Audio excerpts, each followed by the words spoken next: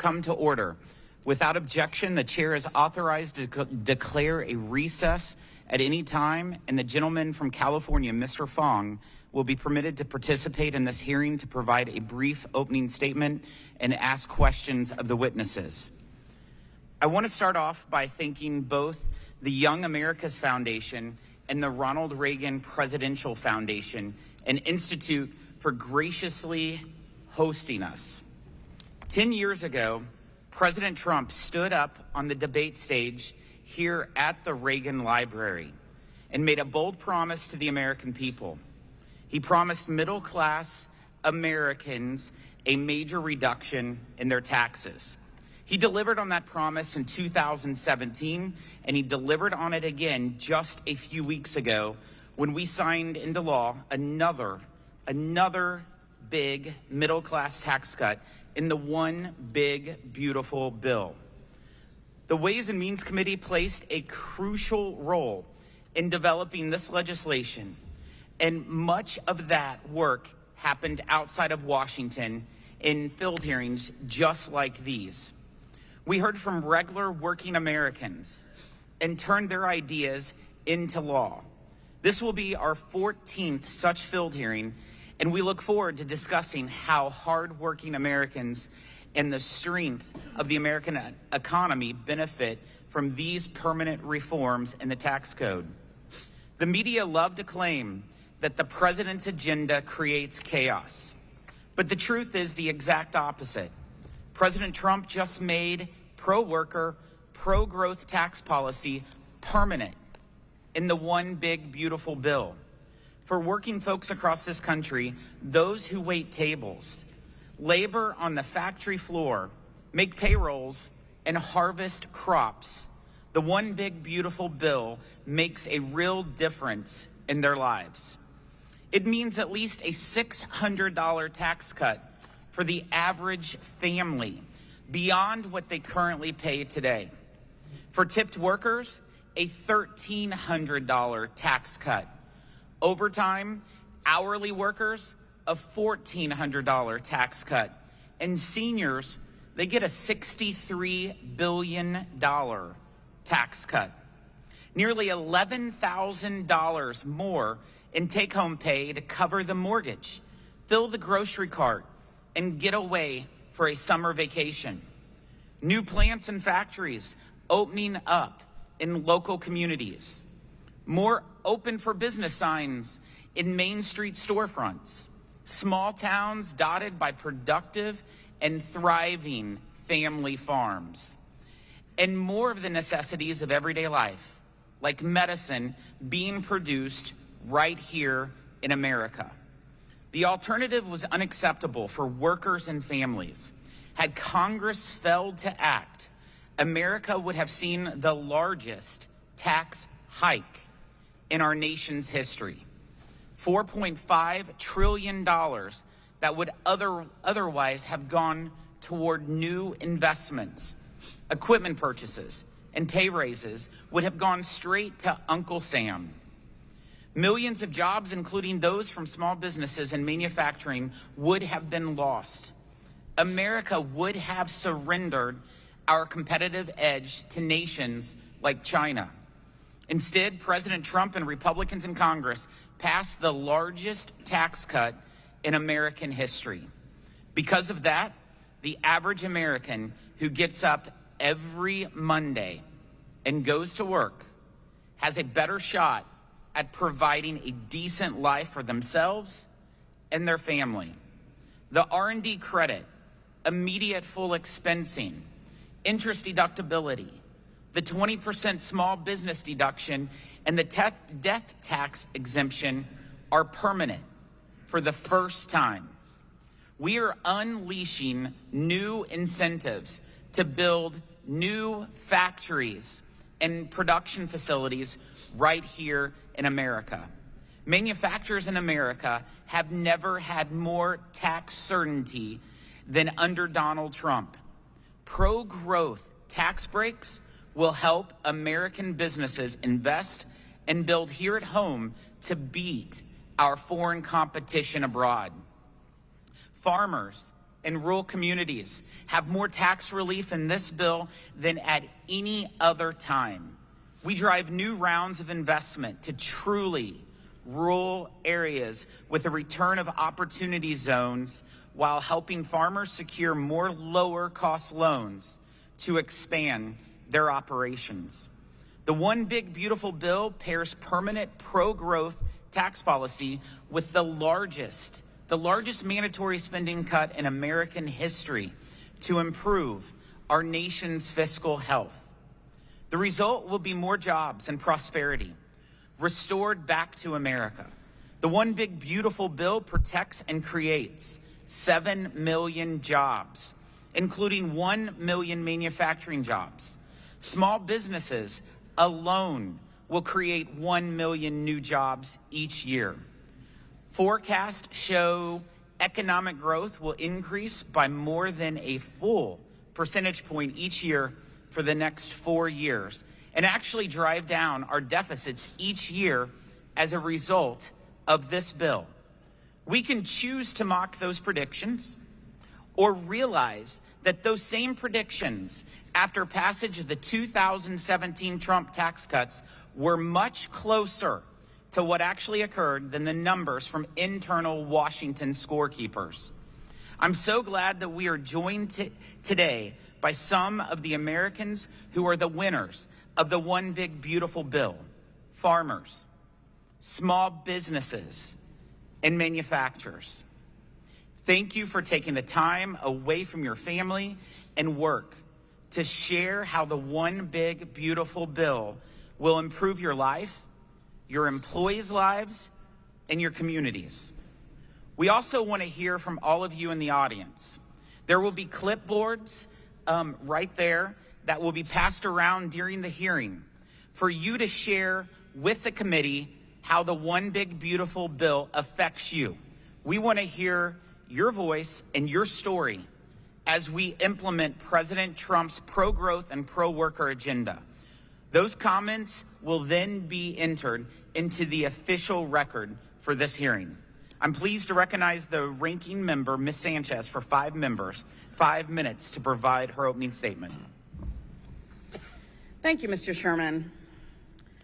I want the people in the audience and those that are watching to understand that Republicans are trying to trick working Americans into believing that they are getting a tax break while they are delivering the single largest health care cut in American history. Let that sink in. While the Republican Party pretends to be the party of the working class, they consistently prove the opposite. Facts are facts, and I'm going to spit some facts. This bill gives the top 0.1% an average tax cut of $309,000 in 2017 alone. Los Angeles County's child poverty rate is 17.7%, which is over 4% higher than the national poverty rate. Do you know what the average Angelino parent could do with an extra $300,000 a year?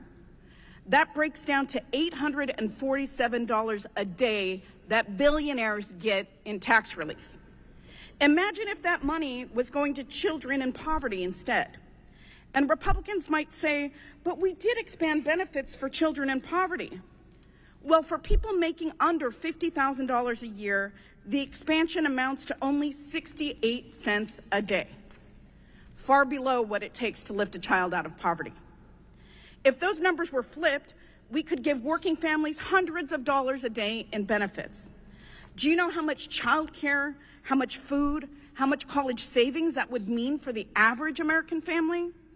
But Republicans don't care. This bill delivers crumbs to working families while stealing their health care.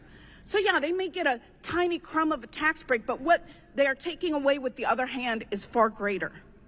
This bill will also raise all of our health care premiums, cut coverage for over 17 million Americans. That's not good for America. Close hospital doors, particularly in rural places where there is already a rural health care crisis, and cut doctor payments. Republicans are cutting kids' health care. 1.6 million children in California are enrolled in the Children's Health Insurance Program. This cruel bill locks children out of CHIP coverage and imposes annual and lifetime limits on care. They also want to cut health care for our parents and our grandparents. The so-called party of fiscal responsibility is exploding our national debt, which is why I find it comical that they pretend that it's somehow magically going to erase our debt. It triggers $500 billion in cuts in Medicare.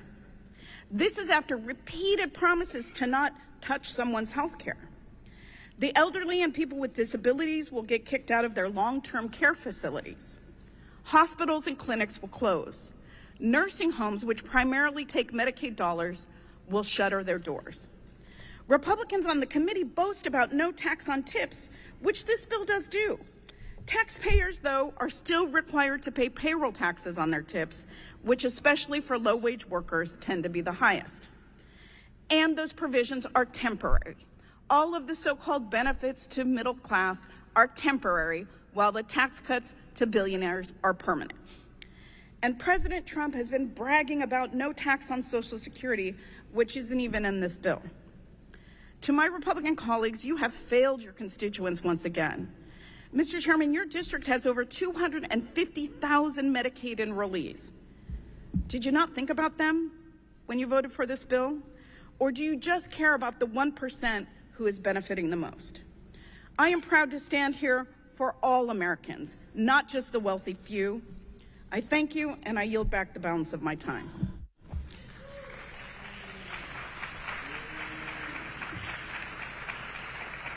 I'm pleased to recognize the gentleman from California, Mr. Fong, for 1 minute to provide a brief opening statement.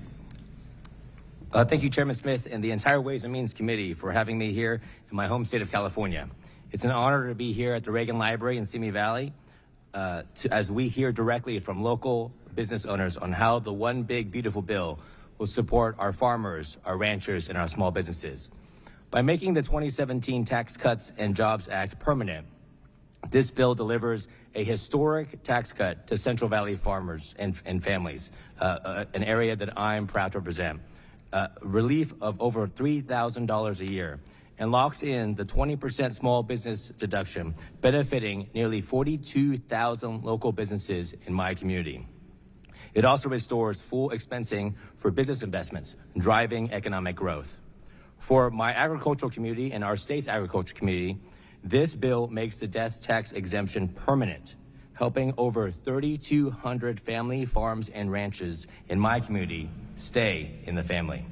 It also invests $1 billion in critical water infrastructure like canals, reservoirs, and groundwater recharge to support drought-stricken areas and regions right here in California. And by expanding trade and crop programs, it ensures long-term support for the Valley's world-class farmers. Simply put, this bill builds a stronger economy, a competitive workforce, and a more affordable future for California and our nation. Thank you, Mr. Chairman, and I yield back. I'm pleased to recognize the gentlewoman from California, Ms. Chu, for 1 minute to provide a brief opening statement. From the moment he was elected, President Trump has manufactured chaos in California. He's taken over our National Guard, deployed Marines to Los Angeles, threatened to arrest our governor, and is stalling disaster aid for our state that is so desperately needed to recover from the deadly LA fires that destroyed homes, displaced thousands, and took 31 lives. Now, Republicans have flown in to do his dirty work, staging a sham hearing to push lies about this big, ugly bill that will devastate working-class Californians and small businesses. Let's be clear. This bill is the largest transfer of wealth from the poor to the rich in modern history.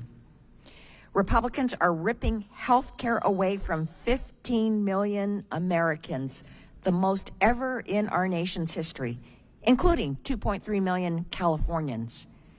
This hearing is pathetic political theater. Californians won't fall for it, and we won't forget who sold us out. I yield back.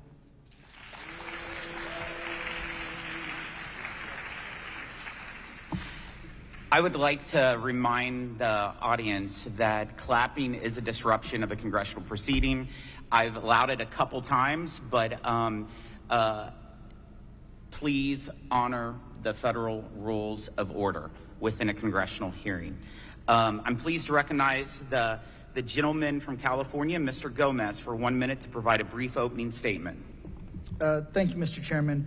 I've always wanted to come to the Ronald Reagan Library because I thought he represented some of the best parts of, I think, of the Republican Party. And I want to read just something that he said in one of his farewell addresses. He said, "We lead the world because, unique among nations, we draw our people, our strength from every corner and every country around the world. And by doing so, we continuously renew and enrich our nation. While other countries cling to the stale past, here in America, we breathe life into dreams. We create the future, and the world follows us into tomorrow. Thanks to each wave of new arrivals to this land of opportunity, we're a nation forever young, forever bursting with energy and new ideas, and always on the cutting edge, always leading the world to the next frontier. This quality is vital to our future as a nation. If we ever close the door to new Americans, our leadership in the world will soon be lost." I think that this Republican Party has turned their back on the legacy of Ronald Reagan, turned their back on the legacy of America and what makes us unique. And no matter what J.D. Vance, no matter what Donald Trump say, America is for immigrants. With that, I yield back. I will now introduce our witnesses. Kevin Kester is a rancher at Bear Valley Ranch. We have Raymond Huff is president of HJB Convenience. And we have William Fulton is vice president of business development at Robinson Helicopter Company. We also have Jay Timmons is president and CEO of the National Association of Manufacturers. We have Dr. Josh Rowe is a senior fellow at the Hoover Institute. And we have John Kim is the president and CEO of Catalyst California. I want to thank you all for joining us today. Your written statements will be made part of the hearing record, and you each have 5 minutes to deliver remarks. Mr. Kester, you may begin when you are ready. Good morning, Mr. Chairman and members of the committee. My name is Kevin Kester. I am a fifth-generation rancher from Parkfield, California. I'm the owner of Bear Valley Ranch and Vineyards. I have the good fortune to be there with my wife, June, my children, and my grandchildren, and together we raise healthy cattle and nutritious beef for consumers across the country. I am here today on behalf of the National Cattlemen's Beef Association, where I previously served as the president, and I also served as chair of the Tax and Credit Committee. NCBA has been the trusted leader and definitive voice of the U.S. cattle and beef industry since 1898. I am honored to share our perspectives on the important benefits of the big, beautiful bill. On behalf of cattle producers throughout America, I offer my sincere thanks to the members of the committee and to President Trump for developing a tax package that enables family businesses like ours to compete and succeed for years to come. Thank you for providing long-term relief from the death tax, for permanently extending Section 199A, increasing Section 179 deduction, and restoring 100% bonus depreciation. With these tools and others in the tax package, rural family businesses like ours are more equipped to compete with larger corporations and spur growth in our local economies. For cattlemen like me, long-term relief from the death tax is a significant victory. I cannot overstate that. The death tax relief we fought to secure in the 2017 Tax Cuts and Jobs Act was set to expire at the end of this year. And for many cattle producers, that would have triggered a massive tax on many estates. Farm and pasture land is our most valuable asset. And sadly, many families must sell parts or all of their operation to pay for the death tax. This land is used to produce food, and it is land that we have paid taxes on for decades. Taking land and livestock out of production significantly hurts the profitability of our family agricultural operations across this country. NCBA published the results of a nationwide tax survey.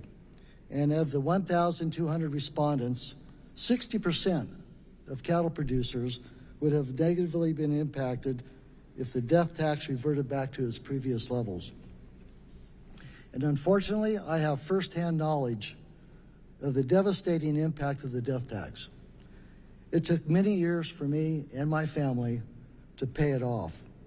That is something I hope no farmer, rancher, or family business ever has to face. Thankfully, because of your leadership, many families can breathe a sigh of relief. Likewise, the permanence of 199A small business deduction will ensure that the pass-through businesses can compete on equal footing with corporations.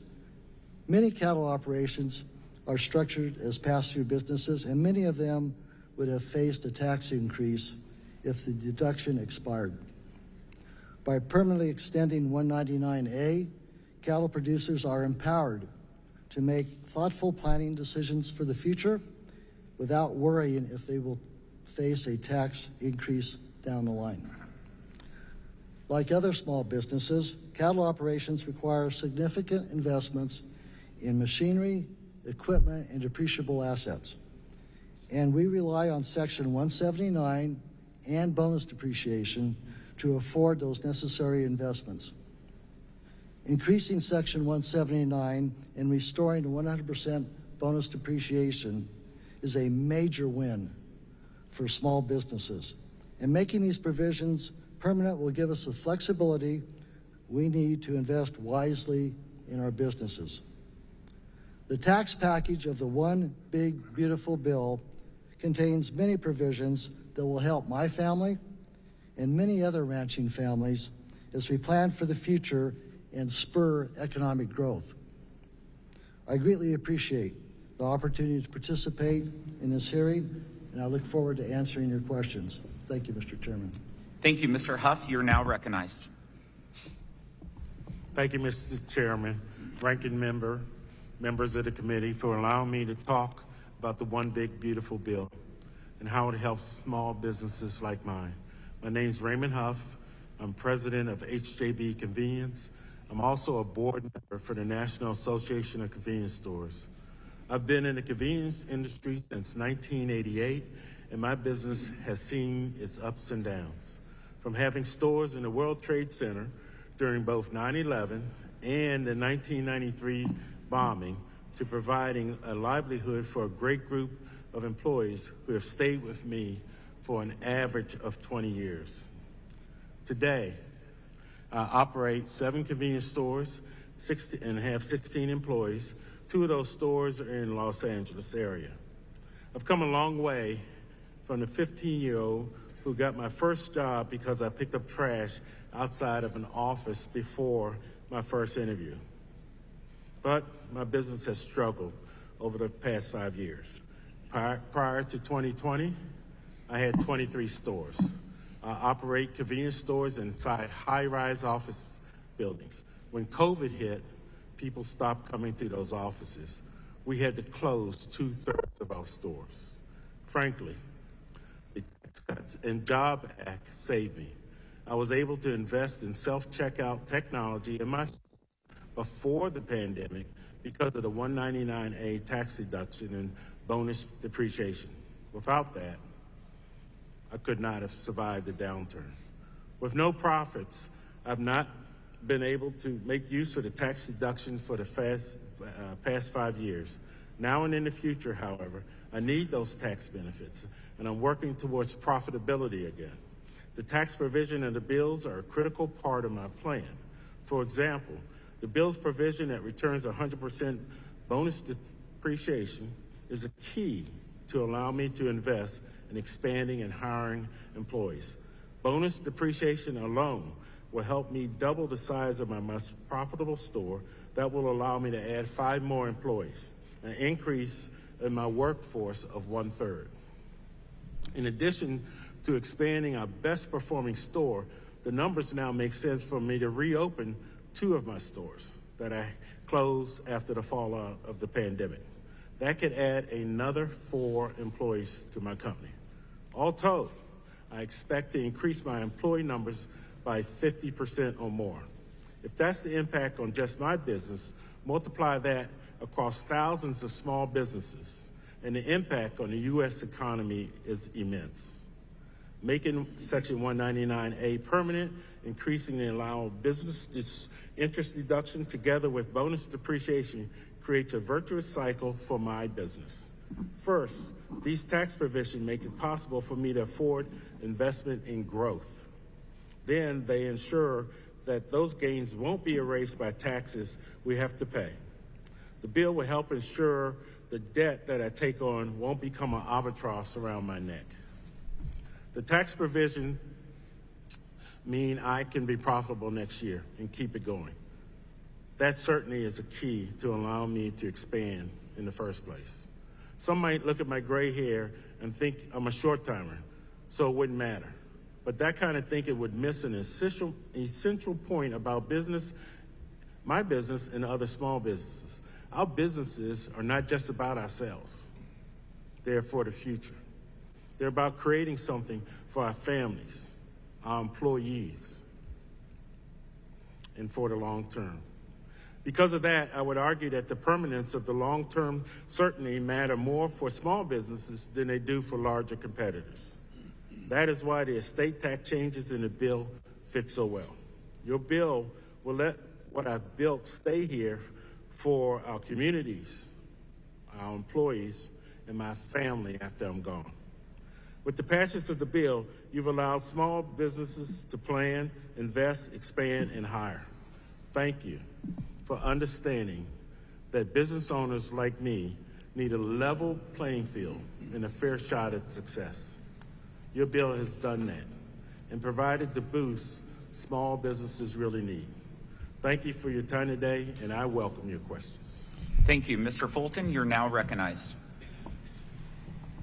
Good morning, Chairman Smith, Congresswoman Sanchez, and members of the Ways and Means Committee. Thank you for your leadership, and on behalf of manufacturers across the United States, and for the opportunity to appear before you today. My name is Will Fulton, and I'm the Vice President of Business Development at Robinson Helicopter. I'm a proud U.S. Army veteran, having had the honor and privilege of flying Longbow Apache helicopters through 2 combat deployments. After serving my country, I have now worked in the aerospace and manufacturing industry for more than 15 years. Robinson Helicopter Company, founded by Frank Robinson in 1973, specializes in helicopter design, assembly, inspection, flight testing, manufacturing, and production, all in America. Our Torrance, California manufacturing facility is the world's leading commercial helicopter manufacturer, period. Robinson is a fully vertically integrated facility that builds 100% American-made helicopters and unmanned platforms for our first responders, wildfire prevention, disaster relief, and both commercial and military flight training. In fact, we are currently competing to win the U.S. Army's Next Generation Flight School Trainer with the only helicopter that is truly 100% made in America. Our code is simple: the work we do makes the world work. Accordingly, we take every step necessary to make sure we execute at the highest level.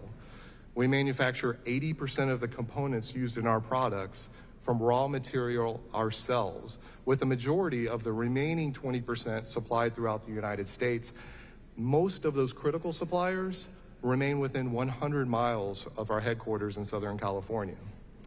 Our 1,300 employees make more commercial helicopters in a year than any other company in the world. Many of our employees come from families who have worked at Robinson Helicopter across multiple generations, and we are proud of the work we do, which the One Big Beautiful Bill Act supports by driving our ability to accelerate domestic investment, expansion, and growth. Before the passage of the bill, we are looking at 2 very different paths for next year. Either preservation of the Tax Cuts and Jobs Act that empowers companies like Robinson, or large tax increases that could further erode local business growth and job creation. I'm here today because Congress chose the first path, and I want to thank you for the impact that decision will have on Robinson Helicopter. This legislation helps accelerate our ambitions into a more near-term reality. To achieve our goals, we will need to push the boundaries of manufacturing technology while investing in the equipment, workforce, and facilities needed to further expand Robinson product offerings. For each of these key steps, the One Big Beautiful Bill retained a 21% corporate tax rate that underpins the baseline for our global competitiveness and included critical provisions to reduce the cost of investment that will facilitate our product and job growth plans. Manufacturers are innovators, and one of the most important provisions of H.R. 1 is the restoration of immediate R&D expensing. Though manufacturing accounts for only 10% of the country's GDP, we make up 53% of all private sector research spending. These tax provisions help us to invest both in the design of new technology and its production processes. We recently launched our newest helicopter, the R-88, which will offer more robust first responder capabilities. Our R&D efforts for the R-88 include the ability to fit that helicopter with more advanced technology and equipment for firefighting, disaster response, and emergency medical services. That helicopter will act as an operational control center to a fleet of fire surveillance drones to better scan for any signs of ignition, ensure faster response times, and expand the capacity of fire departments to contain fires earlier. The research needed for these new products will also help prevent the destructive wildfires that have been prevalent in California. It's impossible to overstate how important this is to our local communities, especially those recently displaced by the Los Angeles wildfires earlier this year. In addition to leading across innovation, Robinson Helicopter's plan for expansion requires us to build out manufacturing capabilities. And as we build these production lines, the immediate expensing of equipment will enable us to do so faster, cheaper, and better. Thanks to your leadership, Congress and the administration have empowered Robinson Helicopter to create jobs, invest in equipment, innovate through R&D, and drive economic growth faster. On behalf of the 1,300 employees at Robinson Helicopter, thank you, and I look forward to your questions. Thank you, Mr. Timmons. You're now recognized. Chairman Smith, Ranking Member Sanchez, and members of the committee, I'm Jay Timmons, and I have the privilege of leading the National Association of Manufacturers. And on behalf of manufacturers in America, I want to begin simply by stating thank you, because you have made the investment of a generation in America's manufacturers. You have strengthened the hand of the 13 million people who make things in America, and you have delivered historic pro-growth tax legislation powering every manufacturer in America to invest, innovate, and lead. Let's remember what was on the line. The Tax Cuts and Jobs Act of 2017, well, it was rocket fuel for our industry. And powered by that legislation, our industry kept our promises. We created the most jobs in 20 years and the strongest wage growth in 15 years. We put more factories into motion, more shovels into the dirt, and more prosperity into our communities. Put simply, tax reform worked. Yet all that momentum was at stake. The rocket was running out of fuel. Several of the key provisions from 2017 had already expired, as would nearly all others by the end of this year. So this year was a time for choosing. We could double down on an investment that worked and make the 2017 provisions stronger and permanent, or we could let those provisions expire and wipe out 6 million jobs, more than $500 billion in wages, and more than $1 trillion in GDP. The time had come for Congress to choose, and Congress stood with us. As a result, this is a manufacturer's law through and through. By making immediate R&D expensing, full expensing of capital equipment, and interest deductibility permanent, this manufacturing law delivers for investment and innovation. Through the pass-through deduction, reduced individual tax rates, and estate tax provisions for family-owned businesses, this manufacturing law delivers for small businesses that power our economy. Through protecting the 21% corporate tax rate, and through strengthening the international tax system that incentivizes companies to invest here, build here, hire here, this manufacturing law will help deliver another American century. It was President Reagan who inspired my entry into public service. His 1981 and 1986 tax cuts showed me what can be accomplished through strategic policy choices and steady leadership. an investment in the people and the communities of our country, from Chillicothe, Ohio, where I grew up, to countless others like my hometown. A conviction that a strong manufacturing base is essential to America's global leadership. As I speak with you today in the library that bears his name, on behalf of the industry that you have re-energized, I think back to President Reagan's very words when he signed the 1986 Tax Reform Act. Sadly, I'm old enough to have watched it live. President Reagan spoke of the American people. He said, "It was their hard work that built our cities and farmed our prairies, their genius that continually pushed us beyond our boundaries of existing knowledge, reshaping our world with the steam engine, polio vaccine, and the silicon chip. It was their faith in freedom and love of country that sustained us through trials and hardships and through wars. And it was their courage and selflessness that enabled us always to prevail." That's the story of manufacturing. It's a story that must go on. Because when manufacturing wins, America wins. Here's why. Every investment in manufacturing ripples outward, helping every community stand taller, from the heartlands to the coasts. Higher investment, more American jobs, increased wages, the dignity of work. Now, I acknowledge that not every American, let alone every member of Congress, is convinced. But I can promise you this. Through the power and potential of these reforms, manufacturers will work every day to make sure that all Americans benefit. On that, you have my word. And just as we did after 2017, manufacturers will deliver again. Thank you, Mr. Chairman. Thank you. Dr. Rao, you're now recognized. Chairman Smith, Ranking Member Sanchez, members of the committee, my name is Joshua Rao, and I'm an economist at Stanford University. Strong economic growth benefits all Americans by raising incomes across the board. But in January, the CBO projected growth to average just 1.8% over the next 10 years. Had growth been that slow over the past 50 years, the U.S. economy today would be 40% smaller. Fortunately, Congress recognized the imperative for pro-growth tax policy in the big, beautiful bill. Let's start with the business tax reforms. First, the Act restores and makes permanent full expensing of business equipment and temporarily extends it to certain structures. In research with my co-authors, John Hartley and Kevin Hassett, we found that the 2017 business tax reforms led to substantially higher investment rates. So these extensions are a powerful step for growth and productivity. Second, the Act restores permanent full expensing for domestic R&D. Since 2022, firms could only deduct R&D costs over time. Reversing that change will boost innovation. Third, the Act fixes the limit on business interest deductibility to apply in a way that reduces distortions against investments. The Tax Foundation estimates that these three changes alone will raise long-run GDP by 0.8%, roughly $250 billion per year in today's terms.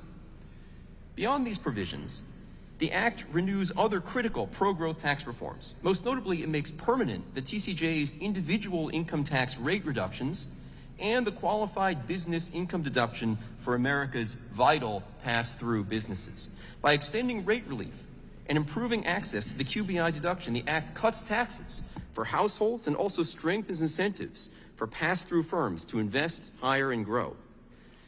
In my research on California's steep tax hikes, where the top marginal tax rate here is now 55% higher than it was 20 years ago, I've shown that elevated tax rates suppress economic activity, not only through outmigration, but especially for those who stay. When federal tax rates rise, the same happens nationally. When you cut rates, you unleash prosperity.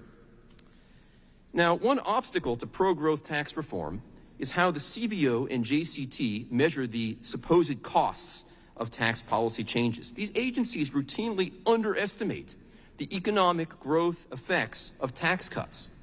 Compounding the problem is a lack of transparency in their economic models. Congress should address this by requiring these models and their source code to be made publicly available.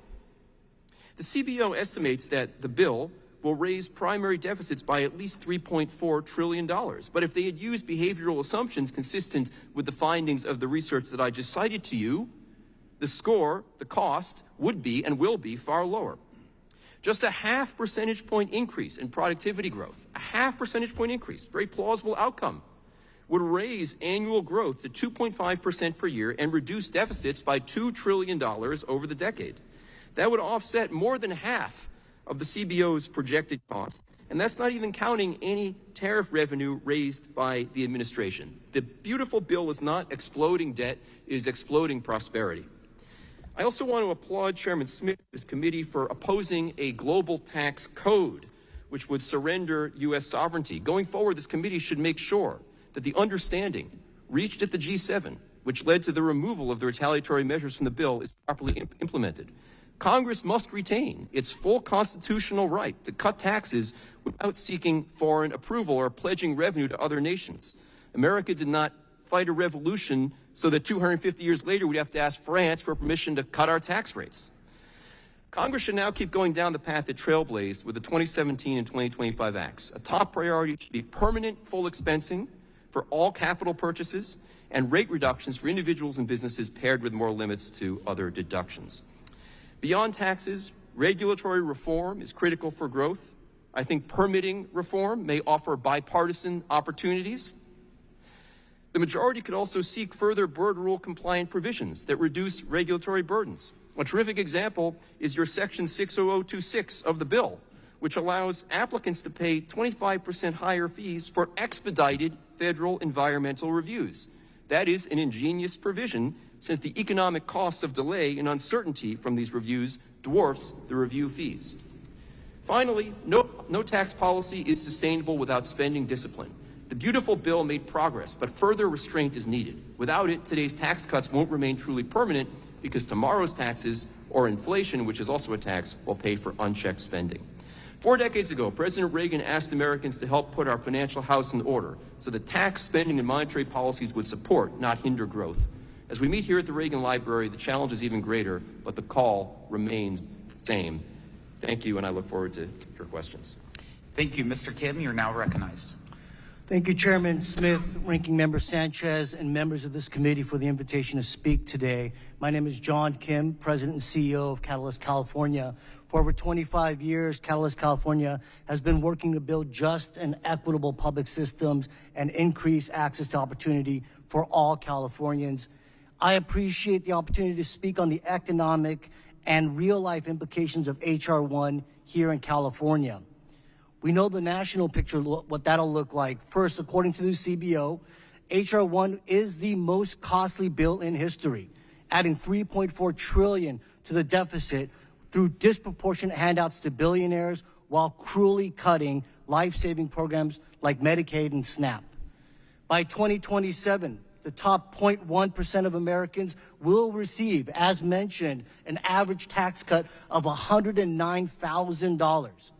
Comparing that with low-income earners who will only receive an average tax cut of $247 per year. That is 68 cents a day for working-class Americans. All while the unprecedented cuts to Medicaid and SNAP will trigger a wave of mass poverty by severely limiting access to health care and taking food and groceries off the table for millions of Americans. So what does this mean for California? This means that the cuts to Medicaid will put more than 3.5 Californians at risk of losing coverage by adding red tape and bureaucracy. This means that the failure to extend the ACA premium tax credit will put an additional 660,000 Californians at risk of losing health coverage through the state marketplace. These cuts will shrink or close hospitals and health clinics in rural areas and low-income urban communities. And the 20% contraction of the SNAP program will mean 3 million California families, including children, seniors, and people with disabilities, will be in danger of increased poverty and food insecurity.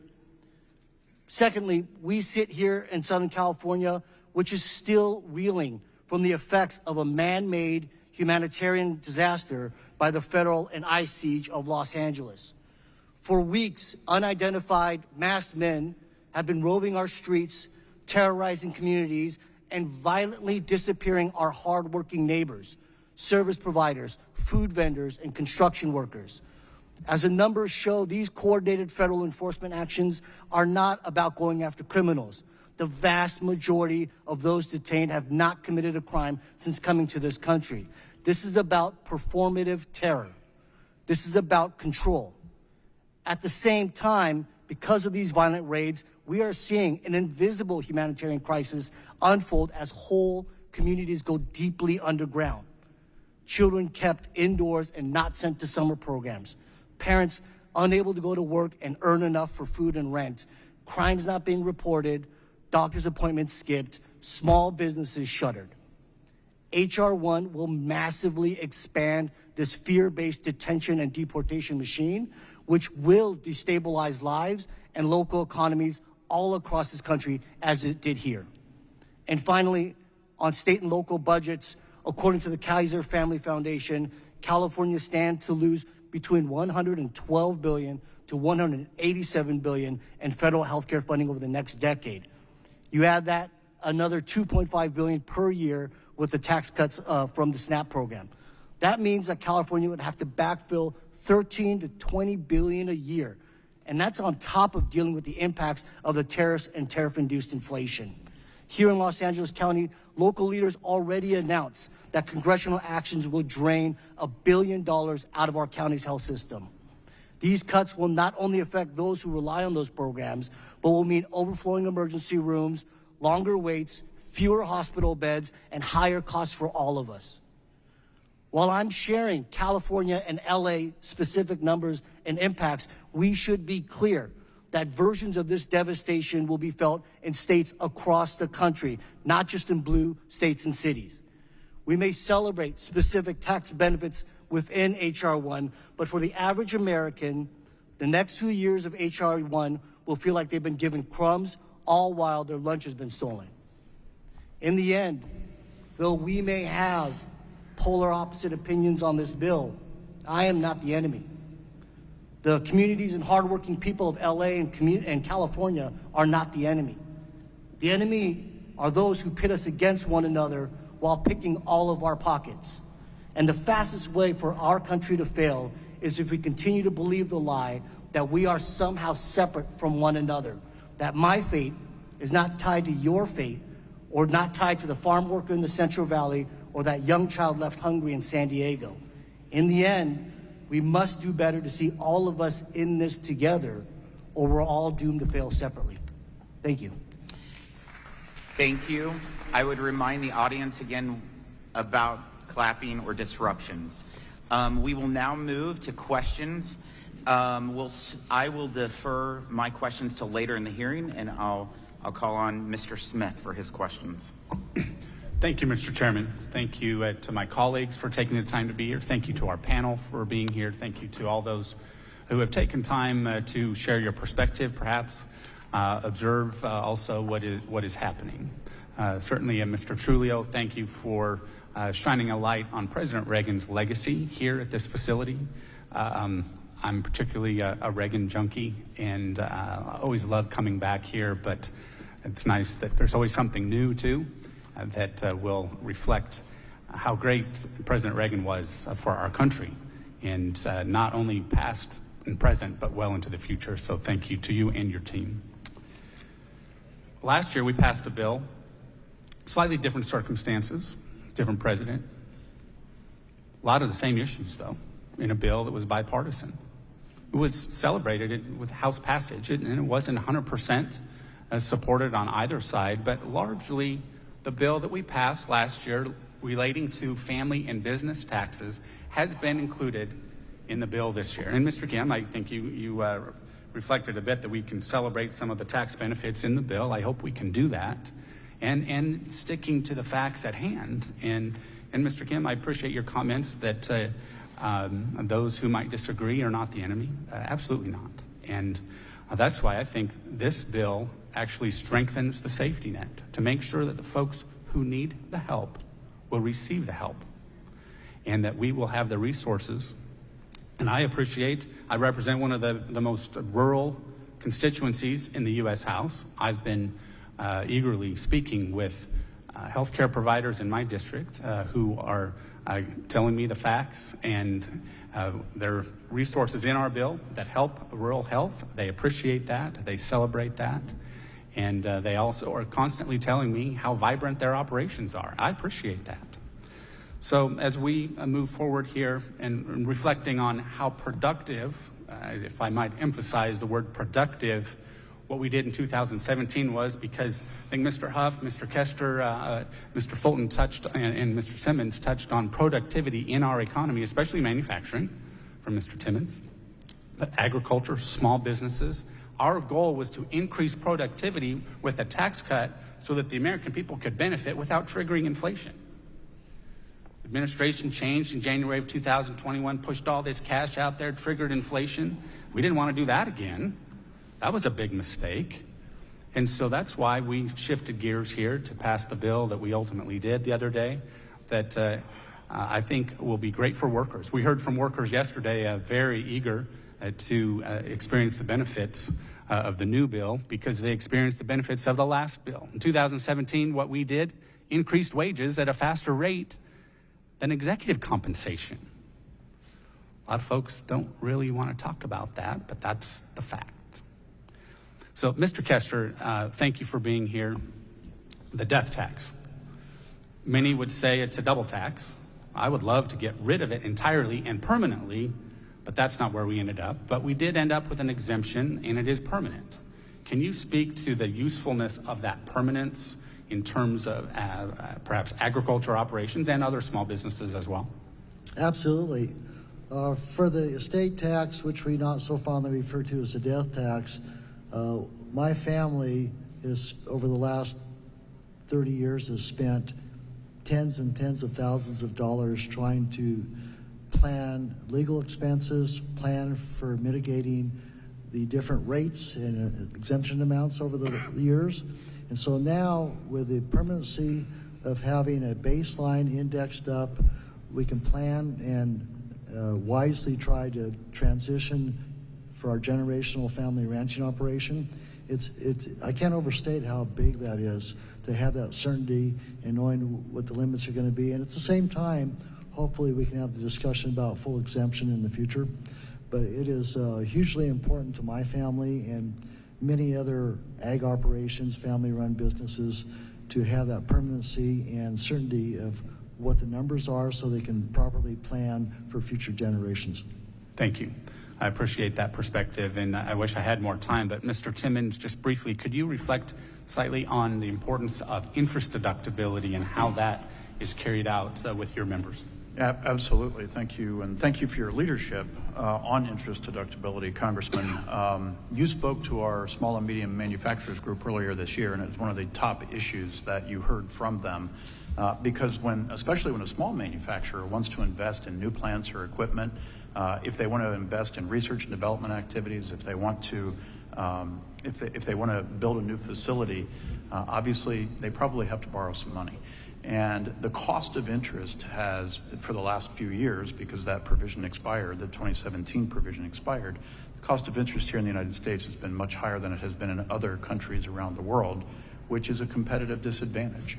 So by restoring that, you've enabled businesses, frankly, of all sizes, to increase their investment capacity and to grow their businesses and to create more jobs. Yep. Thank you. I yield back. Ms. Sanchez is recognized. Thank you, Mr. Chairman. You know, 5 minutes is not nearly enough time to list all the ways in which this bill is going to hurt Californians. From the 3.4 million Californians who risk losing Medi-Cal to the 70,000 jobs put in jeopardy by the cuts to clean energy credits, the one big bullshit bill does nothing but put us in a worse spot than we were before President Trump was in office. This bill raises prices on everyday Americans. It raises healthcare premiums and it raises taxes for the working class. And this comes at a time when Trump and Republicans are already increasing costs for working families at the grocery store and for back-to-school shopping through their ridiculous on-again, off-again, will we, won't we tariff policies. Even President Reagan, whose trade policy couldn't be more different than my own, has been on record saying that tariffs raise prices on consumers. Sound familiar?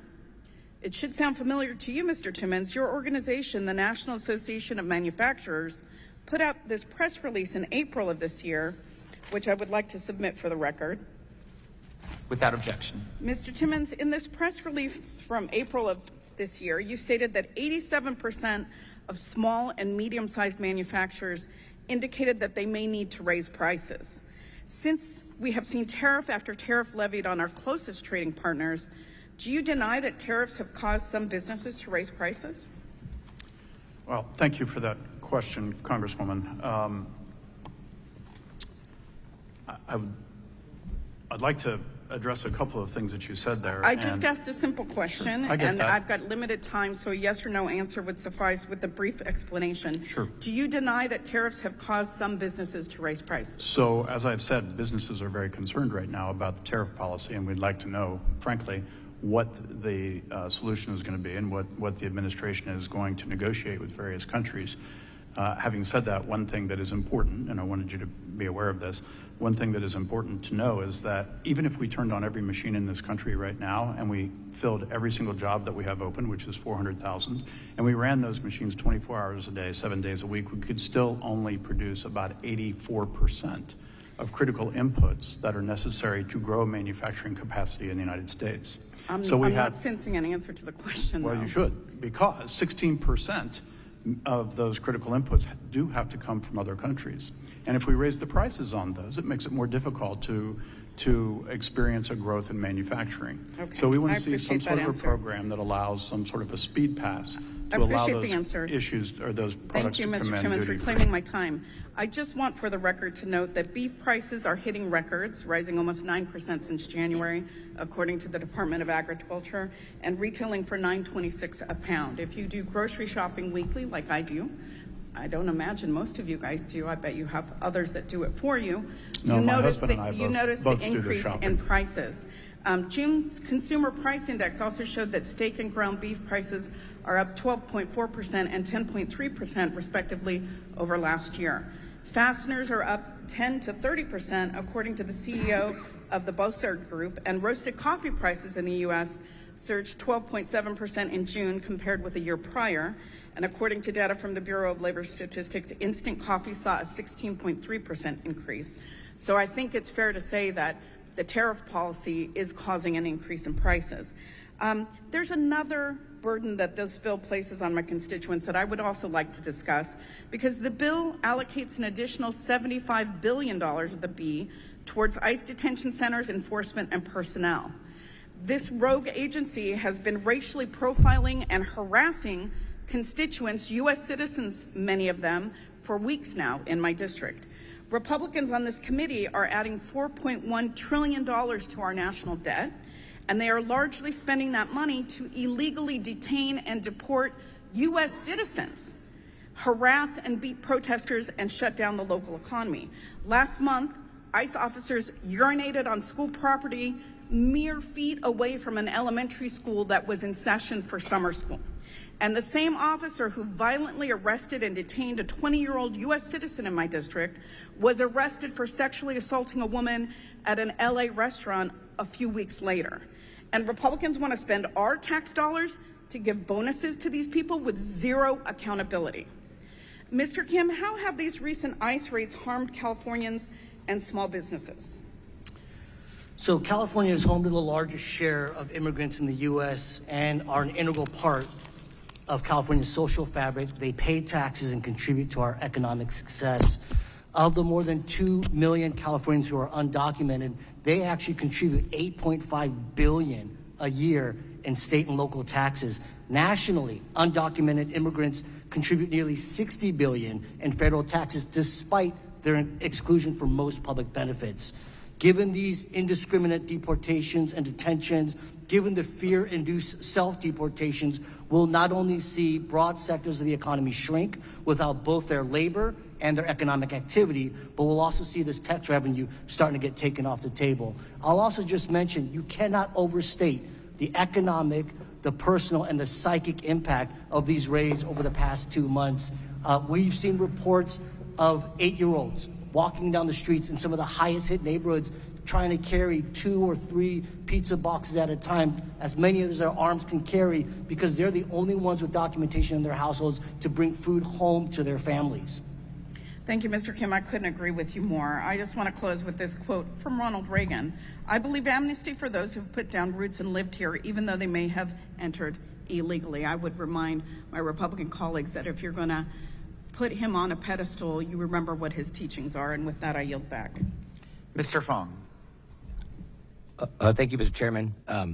As someone who represents the food production capital of California, this bill is no doubt a positive and necessary thing for our agricultural community.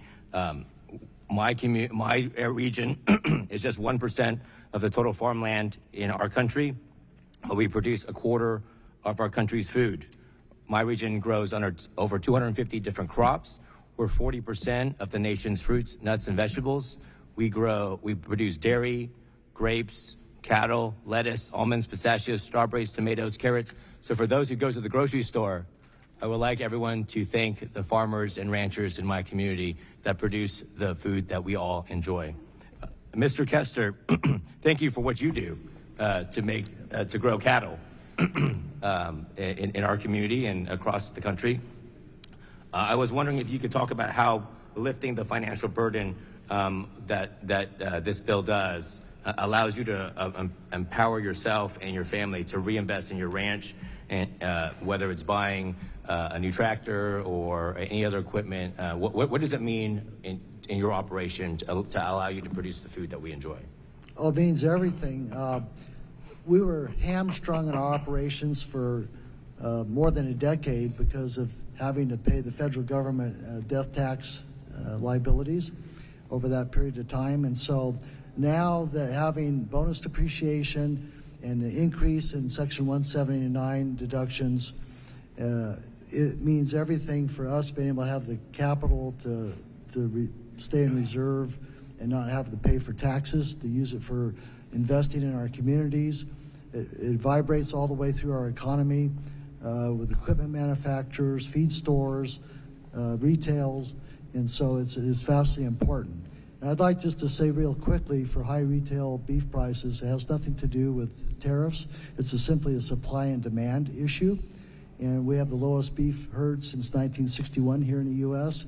Consumer demand, even at the high retail prices, U.S. consumer demand hasn't dropped one iota, to my happy surprise. And it's because of the quality of beef here in the U.S. So it's not related to tariffs or anything else. It's simple supply and demand, and we just need to grow our beef herd a little bit more. Thank you for that. You read my mind. I was going to ask you to address the beef price issue. I think you and I had that conversation earlier. And so I think this is important to emphasize that when we talk about supporting our farmers and ranchers, this bill is a huge step forward. And I can say, as someone who represents the food producers in California, that's why this bill is so important and why it had to be done. To Mr. Fulton, as someone who represents an area also that has been dealing with catastrophic wildfires, and of course, as you mentioned before, our entire state is in a year-round fire season. I read about the technology that you're investing in to help our state meet the demands and to combat wildfires, something that's top of mind. I think it shows, again, a real-world example of how this bill allows for this research and development and expensing for companies like yours to actually have meaningful impacts to the safety of our communities. Could you talk about how the R&D expensing and how it allows you to accelerate technological innovation within aerospace or within the research you're doing to innovate and develop new technologies and new capabilities?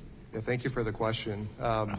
Absolutely, very excited about this capability. We are going to be able to have predictability, and with that predictability comes accelerated advancement and accelerated economic inputs. And for us, and for our suppliers, which I mentioned earlier, are all throughout California, we are able to really take hold and grasp that and then expense those R&D expenses for the new RD8 that I mentioned, right? And we can do that faster. And when we do that faster, we're going to buy more machining. When we buy more machining, we're going to hire more workers. And we're going to continue to expand that footprint. But more importantly, it's actually going to go to serve the community. So that new helicopter with those drones are going to be able to go out with one person on board to actually find points of ignition faster. And we think that's really important. We are in Los Angeles County. We were impacted by the fires. Our workers were impacted by the recent fires. They see the need for this enhancement, and they see the need to do it 100% in the U.S.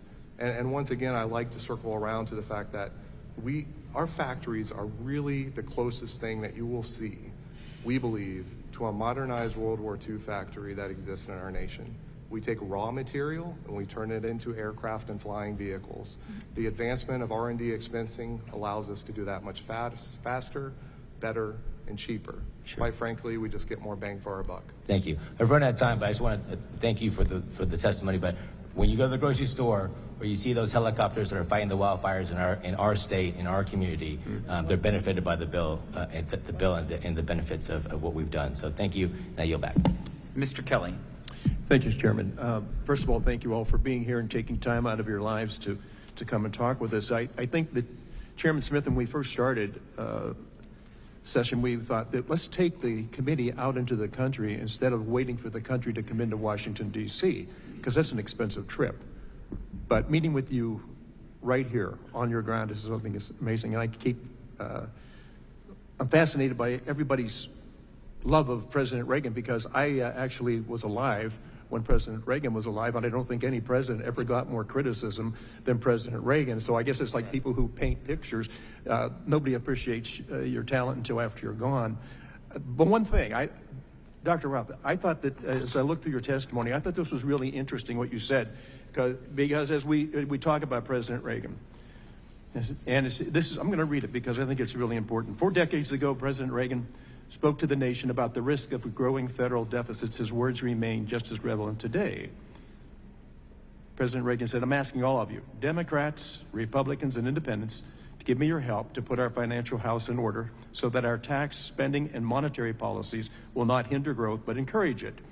It is not send inflation and interest rates shooting back up, but keep them heading down, and not drown us under a tidal wave of debt, but protect us in safe harbor of financial stability with a sound and powerful economy." So when I read that, I think there's sometimes people don't understand. I really like to look at resumes, because sometimes just reading somebody's resume really puts into effect, is this a person that actually knows what they're talking about, or are they just talking? I will tell you this, my parents in 1953, my dad was a parts picker in a Chevrolet warehouse. My mother ran the switchboard at that same warehouse. He went off to war, he came back home, went on the road for General Motors, selling parts to dealers. He became a dealer in 1953. I bought that store from him in 1997. My son now runs it for me. But I think we always get so wrapped around the axle on what it is that is really going on in this country. So much like Charles Dickens in The Tale of Two Cities, it was the best of times, it was the worst of times. We've all seen the worst of times, and we've seen the best of times. So when I read all your resumes and stuff, I thought, this is really important because you've actually been on the field. I personally feel that nobody should serve in a public office unless they've actually been in the private sector and lost their job at least once through no fault of their own. You really start to wonder, who the heck is making these policies if they've never been in the field, never been in the game? How are they making policies? So if you can, and every one of you have an interesting story. Maintaining a business, keeping a business going, making sure that all these different benefits, by the way, it's not just the government that provides health care, it's not just the government that provides pensions. Private industry does an awful lot of it, and the biggest part of private business are the small businesses. So for Mr. F, I was looking at your resume. You share a little bit about where you started and where you are now. I find that absolutely fascinating, and the same with all of you. Mr. Kastner, you can't do what you do without having actually done it. So, but Mr. Huff, I was really fascinated with your resume. Thank you. My first job was working for Marriott, and on the way in, I picked up a piece of trash and they noticed that I pick up a piece of trash, and so all the other people who were applying, they hired me. And from there, I was hired away, and I now had the opportunity in 1988 to get hired away from Marriott to build out the chain that I now I actually own now. I purchased it in 2004, and it's been a very interesting ride, just because of all the places that I've been and all the things that I've seen. So I appreciate that. Thank you. No, thank you. I'm fascinated by, we talk about how many things are wrong in America, and yet for some reason, millions and millions of people want to come to America. We don't have a problem with people leaving because we know what America is. When we're on these panels, sometimes it's fascinating. We can go a deep dive on all the different details and all the different codes and acronyms that we use now to describe everything in our lives. The people in the room today, and the way we think about President Reagan, and the way we talk about America that we once knew, it is not the America that I grew up in, I will guarantee you that. But there's still, at the end of the day, this is the only place in the world for opportunity. You're not going to have equal outcomes, but you have to have equal opportunity. You all exemplify exactly what that opportunity is. So thank you all for being here today. Thank you for the people that came to the Reagan Library today to take a look and listen to where we're talking about. But it is truly those on the ground that have actually done it themselves. I sometimes get mixed up with when I hear people talk policy. I said, that's really interesting. So when you were in your business, is that the way you did it? And they look at you and they kind of say, well, I have no idea what you're talking about. I said, I realize that. You couldn't possibly know unless you've actually been through it. Again, working on a commission-only basis and losing your job at least once, that's the wake-up call. That is the wake-up call. And I just guarantee you, there is nobody leaving America because it's such a horrible country. We take care of everybody. We're the first responder anytime anything happens, not only in our country, but any place in the world. And I really get a little bit more than upset when I hear people talk about, this isn't the country that is supposed to be. It isn't really, really? It is, and we're always going to be that shining city that the president talked about so much. So thank you all for being here today. We really appreciate your input. Thank you, Ms. Chu. Mr. Kim, Republicans spent months claiming they cherish Medicaid and care about working families and small businesses. And then they turned around and passed the most egregious attack on health care that we've ever seen. Their big, ugly bill slashes over $1 trillion from our health system and enacts the largest takeaway of health care from the American people in our nation's history by gutting Medicaid, ending ACA premium tax credits, and cutting $500 billion from Medicare, all to fund tax breaks for billionaires. Now, I spent many years on the House Small Business Committee, and one thing I know is that in California, millions of people rely on Medicaid and the ACA premium tax subsidies, including 1 in 5 small business owners, workers, and their families. When people lose coverage, they skip care, end up in the ER, and go into enormous medical debt. And that's only if they make it to a hospital before it's too late. So, Mr. Kim, what happens to our economy and small businesses when Republicans rip health care away from owners and the very workers like servers, mechanics, daycare providers, and delivery drivers who keep our small businesses running? Thank you, Congressmember. I appreciate the question. My father was a small business owner all of his working career, and so I know how tenuous that existence can be. But for most households, as we know, healthcare is their biggest expense other than housing. When households lose their healthcare, they become financially destabilized, less able to meet their basic needs, less able to stay housed and to stay employed. And of course, less able to take care of their families. The impacts on small business who are already struggling with the uncertainty of the tariffs, the high cost of goods and services, will now be exacerbated by the struggle to find a stable, quality workforce to help them run those businesses. At the same time, ripping away this health care, food assistance, other benefits will mean depressed economic activity, and the buying power of millions of Americans will turn down, which begs the questions, what happens to these small businesses when large portions of the customer base no longer have the money to shop with them? Mr. Kim, Donald Trump and Republicans have repeatedly lied about the big, ugly betrayal, this bill that they claim will help the working class and small businesses by providing them with tax relief. And so after they made a massive tax cut for corporations in 2017, from taking it from 35% to 21%, they came up with this $199 Cap A deduction, claiming that it would help small businesses. But the truth is that this so-called small business tax relief, the $199 Cap A deduction, is just another giveaway to the wealthy. In fact, in 2022, the top 10% of taxpayers got pass-through deductions, this deduction, that were 3,000 times larger than those at the bottom. And in fact, it is really shocking, but the data shows that 70% of the benefits flow to the wealthiest 4.5% of the recipients. That means that the crumbs go to the rest of the 30%. And this is because it's so complicated to claim. The smallest entities either don't earn enough income to take advantage of it or can't hire accountants to navigate its overly complex rules.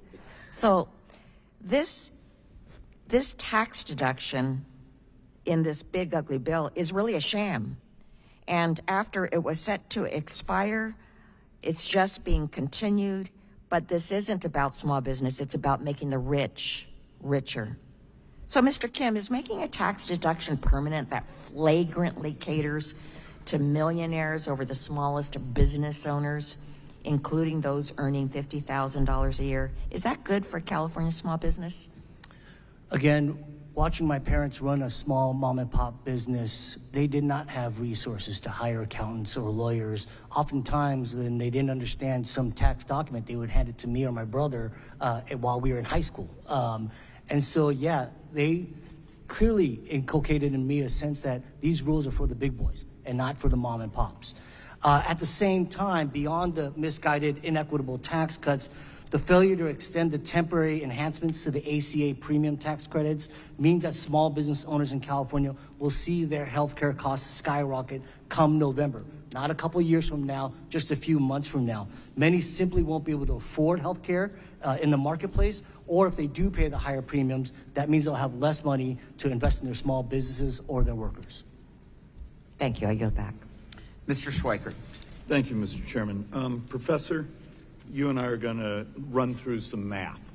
So everyone that hates math, please, you can tune out. Also, for the fun of it, for those of you who actually have the Wall Street Journal app as of this morning, skip the story that says Democrats are at their 35-year low in favorability. Go to the article that's very detailed, simple graphs to look at on distributional effects of this tax cut. And you'll actually see, once again, the wealthy are paying substantially more. The middle class actually gets a higher percentage of the benefit than the upper income. So instead of the political class trying to spin all of you, actually just go look at the actual math. Professor, and I know, I'm a fan of a lot of your work, and the Joint Economic Committee has quoted some of your work over the years. One thing that I believe your team has actually worked on is the morality and actually future economic vitality of populations that participate in the economy. It's really a University of Chicago study a few years ago for leading PhD economists did the report that's saying if you don't have work requirements, they're poorer at the end of 10 years. If you do have requests to participate in the economy at the end of 10 years, they're wealthier. Do you find that in your own literature? Well, absolutely, and I've actually been somewhat shocked today at the exaggerations of the supposed catastrophes that are going to happen given that we are now including work requirements for Medicaid. You know, the CBO projections of how many people are going to, they use the word lose, health insurance, they don't consider the fact that a lot of people will voluntarily move off of Medicaid onto private health insurance, which is actually the point. And so, no, that's right. I also would like to, I also just want to, you want some numbers? Medicaid rolls have increased since 2019 by 7 million people. Professor, and look, for anyone who says it's a cut, it's not. It's a slowdown in the growth. We also have to deal with some math reality, and it's not Republican or Democrat, it's demographics. In 7 years, Medicare doubles in spend. It doubles in spend. And one of the great sins we do as a committee, Republicans and Democrats, is we somehow think healthcare is the subsidy. Think about every word you've heard from the Democrats here in the discussion of healthcare is the subsidy. Sorry, ACA is a finance bill. Republican alternative was a finance bill. Medicare for All is a finance bill. When will we actually unleash the technology, the healthcare revolution to change what we pay, not how we finance and ask for subsidies?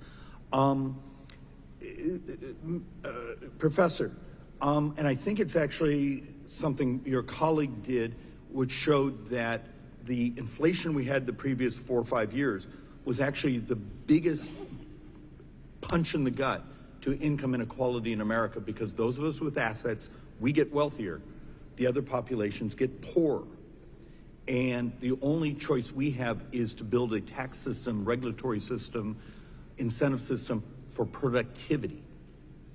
Am I wrong? You're absolutely correct, Congressman Schweikert. Productivity is the only answer for us to get out of the situation that we're in. Let's just talk about the medical systems for a moment, okay? Federal government, it spends about a third of the total expenditures on Medicare and Medicaid. And these have gone up so much. You know, the federal government in 2019 spent $409 billion on Medicaid. In 2025, they spent $655 billion on Medicaid. And people are crying about cuts. Okay, we need to get much more efficient with these programs and unleash productivity improvements in the programs and in to 9 the benefit years, it's well of over 800. Yeah, and it's going forward. Going forward, it's only going to increase unless we can incentivize productivity improvements. It's just simply unsustainable. The money is not there.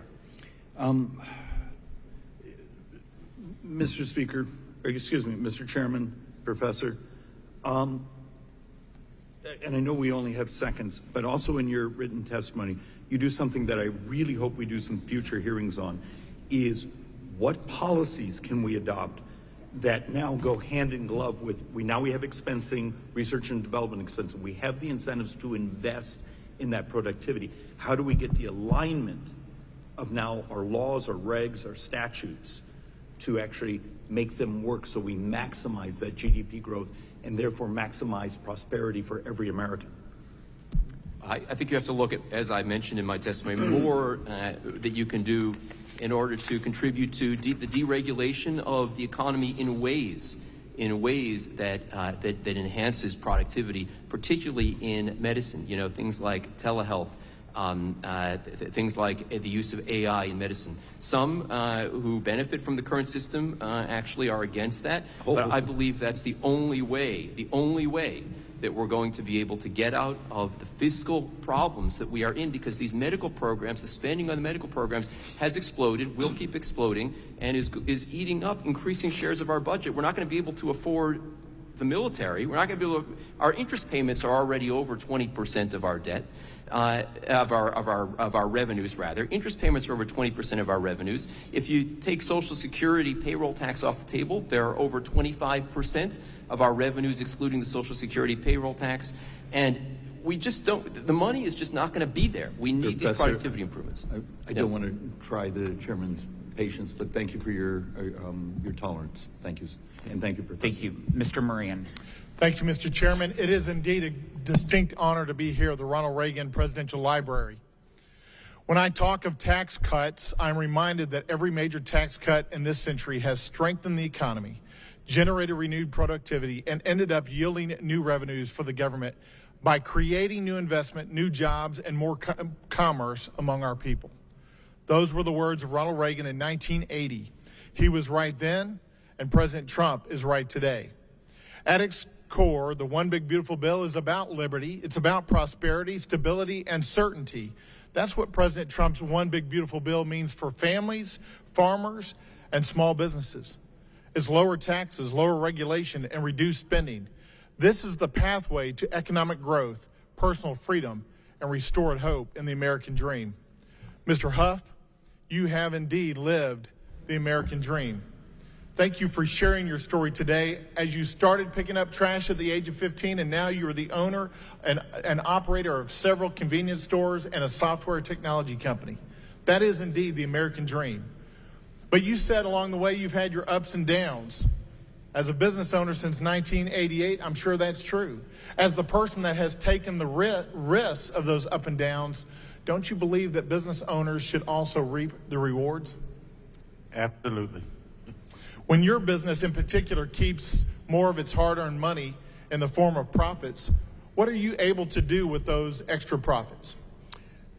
Typically, our extra profits are reinvested in the business. We grow the business. We hire more employees. We buy more coolers, product. We keep the economy going. Yeah, that's exactly what I hear from small businesses around the nation is when they get more money back in the form of additional profitability, they put that money back into either expanding their operations or their businesses, creating a new site, investing more in the employees, providing additional benefits to those employees, raising their wages, expanding their facilities, buying more equipment, all of the things that have been mentioned today and so much more, because that is hard-earned money that you risk everything to make. Isn't that true? Yes. And because of that, we should recognize that it is, in fact, people like you that have built these companies. It is not government that has built these companies. Would you agree with that? I would agree with that. I think that is indeed true. Mr. Fulton, I want to come to you now. Thank you for your testimony. I want to applaud much of what you said. In a similar fashion, you represent a business that's kind of in a niche industry, fully made in America helicopters. That's really impressive. I applaud you in particular for performing your duty with honor for your country. Those are three words that I know you know in particular: duty, honor, country. So thank you for that. You mentioned that some of the benefits of the tax cuts that we have today to Robinson Helicopter will help the business itself as a benefit to the business, but who are some of the intended beneficiaries down the chain? Who are the real beneficiaries of the breaks that you guys are going to get? Thank you for the question. First of all, it's really our workers. Our workers are the ones that get this benefit. And we have a number of overtime workers, right? So our number of overtime workers will directly benefit from no tax on overtime. And in addition to that new policy, we're better equipped to invest in that workforce. And in addition to that, our suppliers, as I mentioned before, will have more predictability. When they have more predictability, they grow as well. So we see this not just with our core products, but with our workforce, our manufacturing facilities, and our strong American-based supply chain.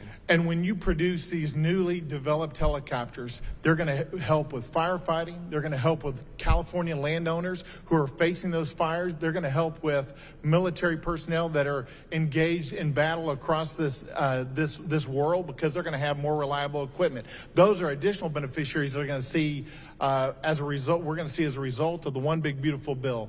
Gentlemen, I want to thank you all for your stories today. I wish I could get to all of you. I want to end with this last quote from Ronald Reagan. He says this, quote, "My fellow Americans, our nation is poised for greatness. We must do what we know is right and do it with all our might. Let history say of us, these were the golden years when the American Revolution was reborn, when freedom gained new life and America reached her best." Thank you, President Reagan, for charting this course, and thank you, President Trump, for returning us to it. With that, I yield back. Mr. Gomez. Thank you, Mr. Chairman. I just want to kind of highlight a few things. These hearings to me are particularly strange because they tend to do them in a kind of very controlled fashion so that the public isn't allowed in a big sense, right? Yesterday in Las Vegas, there was like maybe 20 people from the public. it's all a dog and pony show to try to sell a bill that actually hurts the American people. Because when they have a chance to go and do town halls, I'm not saying every single one on this dais, but do town halls in their districts about this bill, in-person town halls, they choose not to.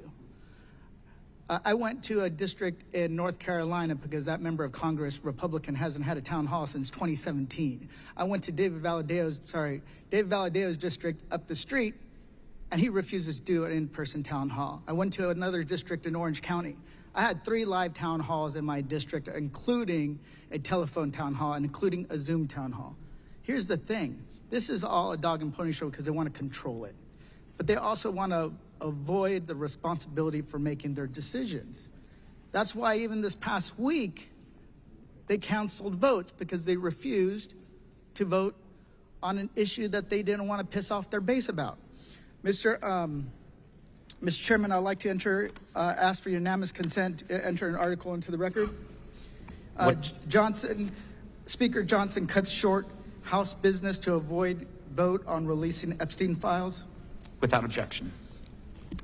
I would also like to introduce another article.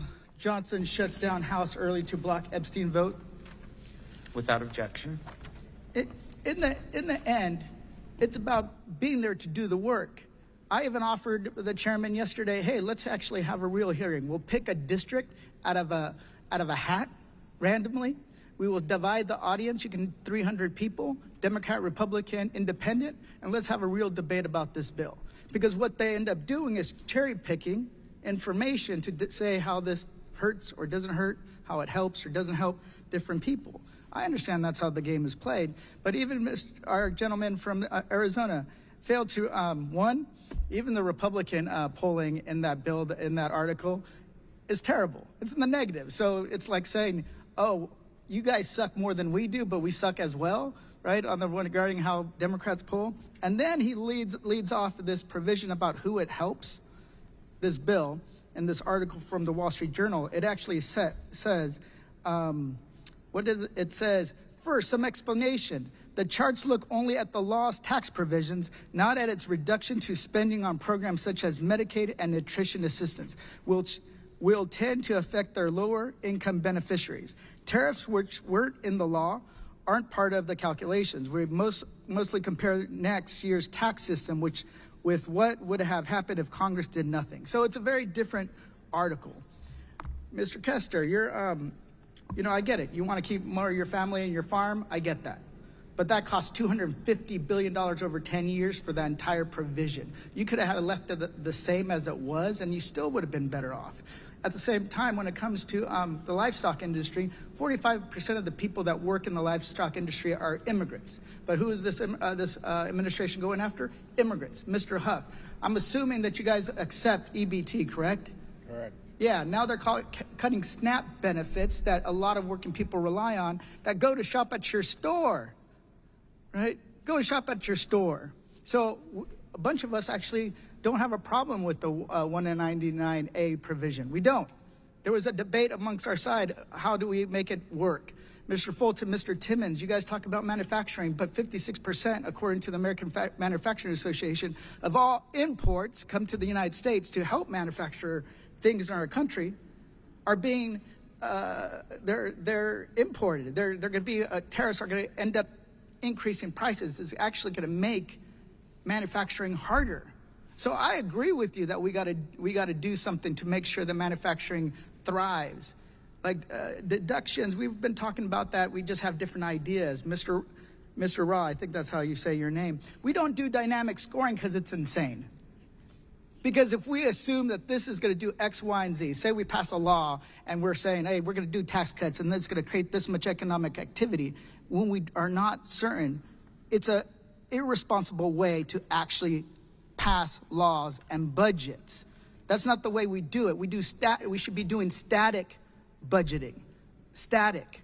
That's the way we do it in California. That's the way I was when we were in the legislature because it's the most responsible way. So one of the things that I want to say is that this bill hurts working families.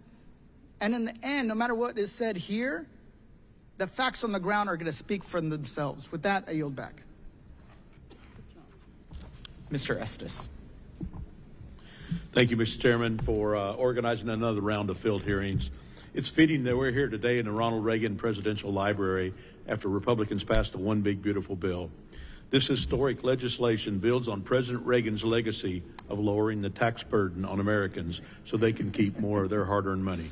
Through field hearings and tax teams, we spent hundreds of hours traveling the country to talk to Americans to gather their input.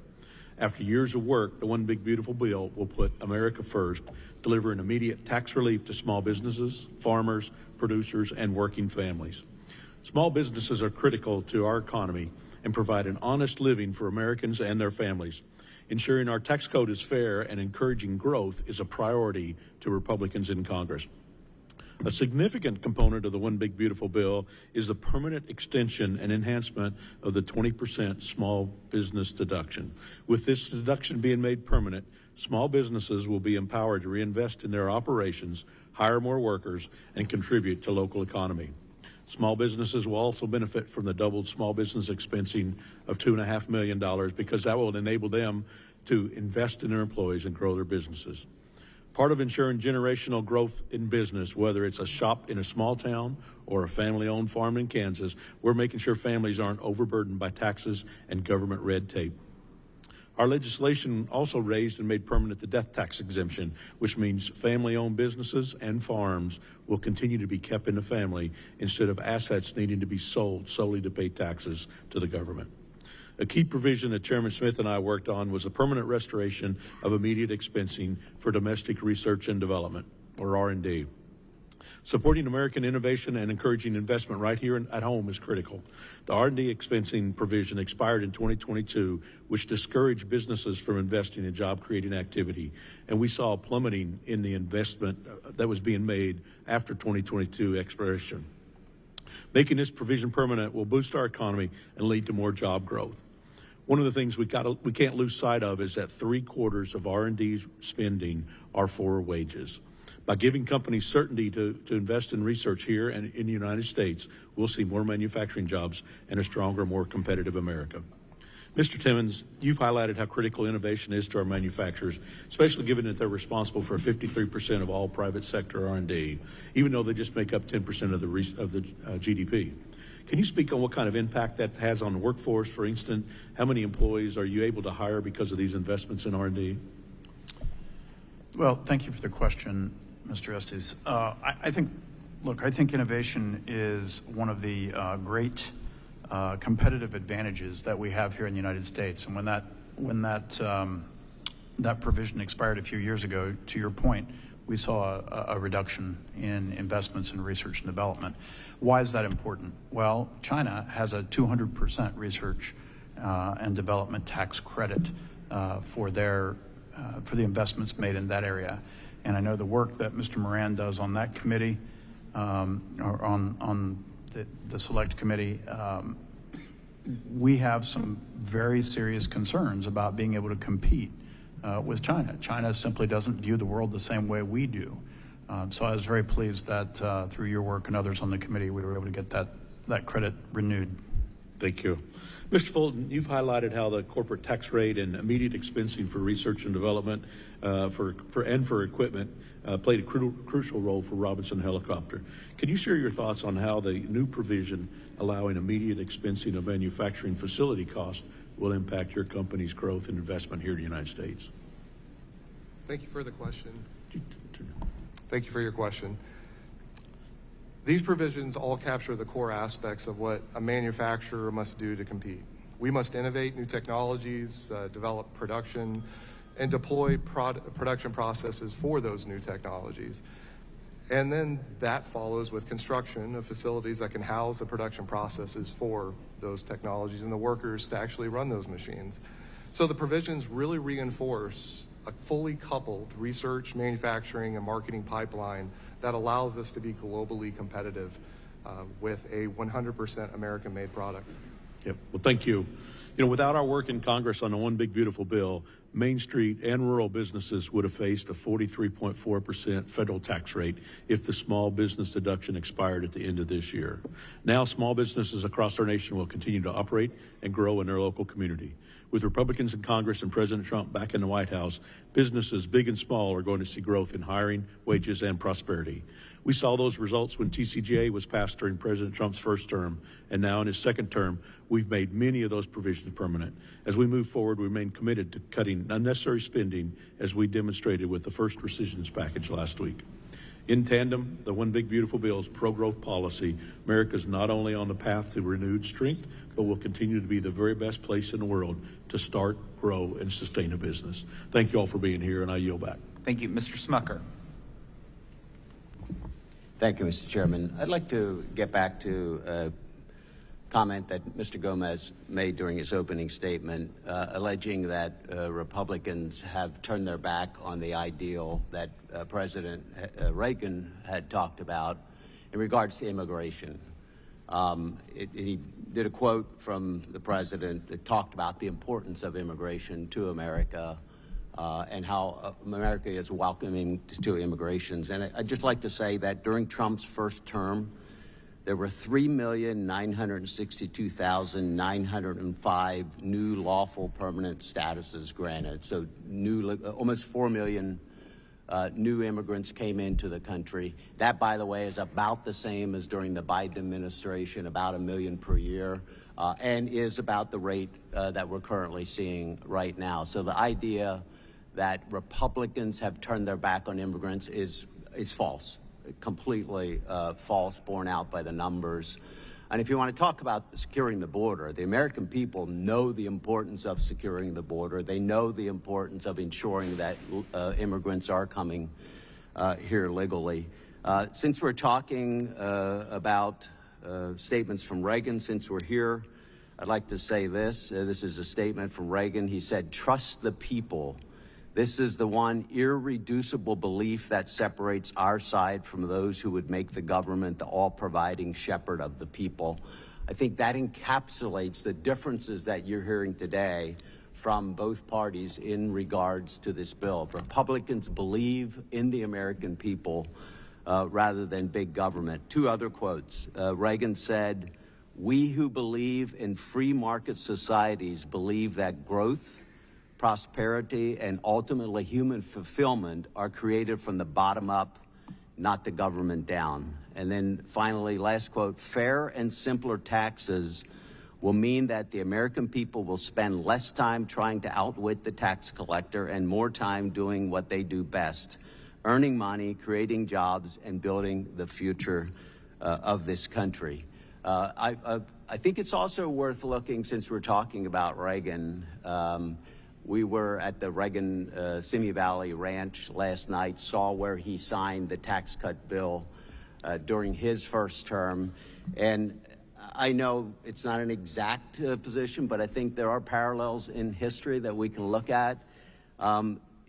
He took office after the Carter administration. We were in a tough recession that started in 1980. Unemployment was 6 to 7%. Interest rates were 21%. Inflation was around 20%. He implemented what, up until that time, had been the largest tax increase, or tax decrease, I should say, in our history. And the results were astounding. And in fact, Dr. Rao, to your point, in regards to economic growth, we saw during the final years of the Reagan presidency from 1983 to 1989 an average of over 4% annual real growth in GDP during that time. If we had that, you would see a remarkable reduction in our debt. You would see a remarkable increase in opportunity for Americans. So, Mr. Gomez doesn't want to do, you want to do static scoring. The real score is going to be what happens, the outcome of this bill.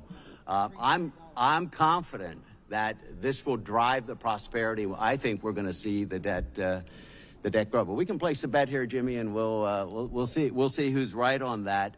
You can just look as recent even as the Trump years compared to the Biden years, where real income grew $6,000 per family for my constituents. Do you know that in June of this year was the first month in years where we've again had real income growth? This is just after the beginning of the Trump policies. So folks, we're only getting started, and I'm excited about what's going to happen. Mr. Kim, I do want to ask you a question very quickly. You repeated the allegation that Democrats repeated here, and I've heard many, many times, that there's a number, and I think you said 150, I think Ms. Sanchez, like 350,000 return for high-income earners in this bill due to the tax cut, but it's 68% per day for lower-income earners. Could you repeat that number?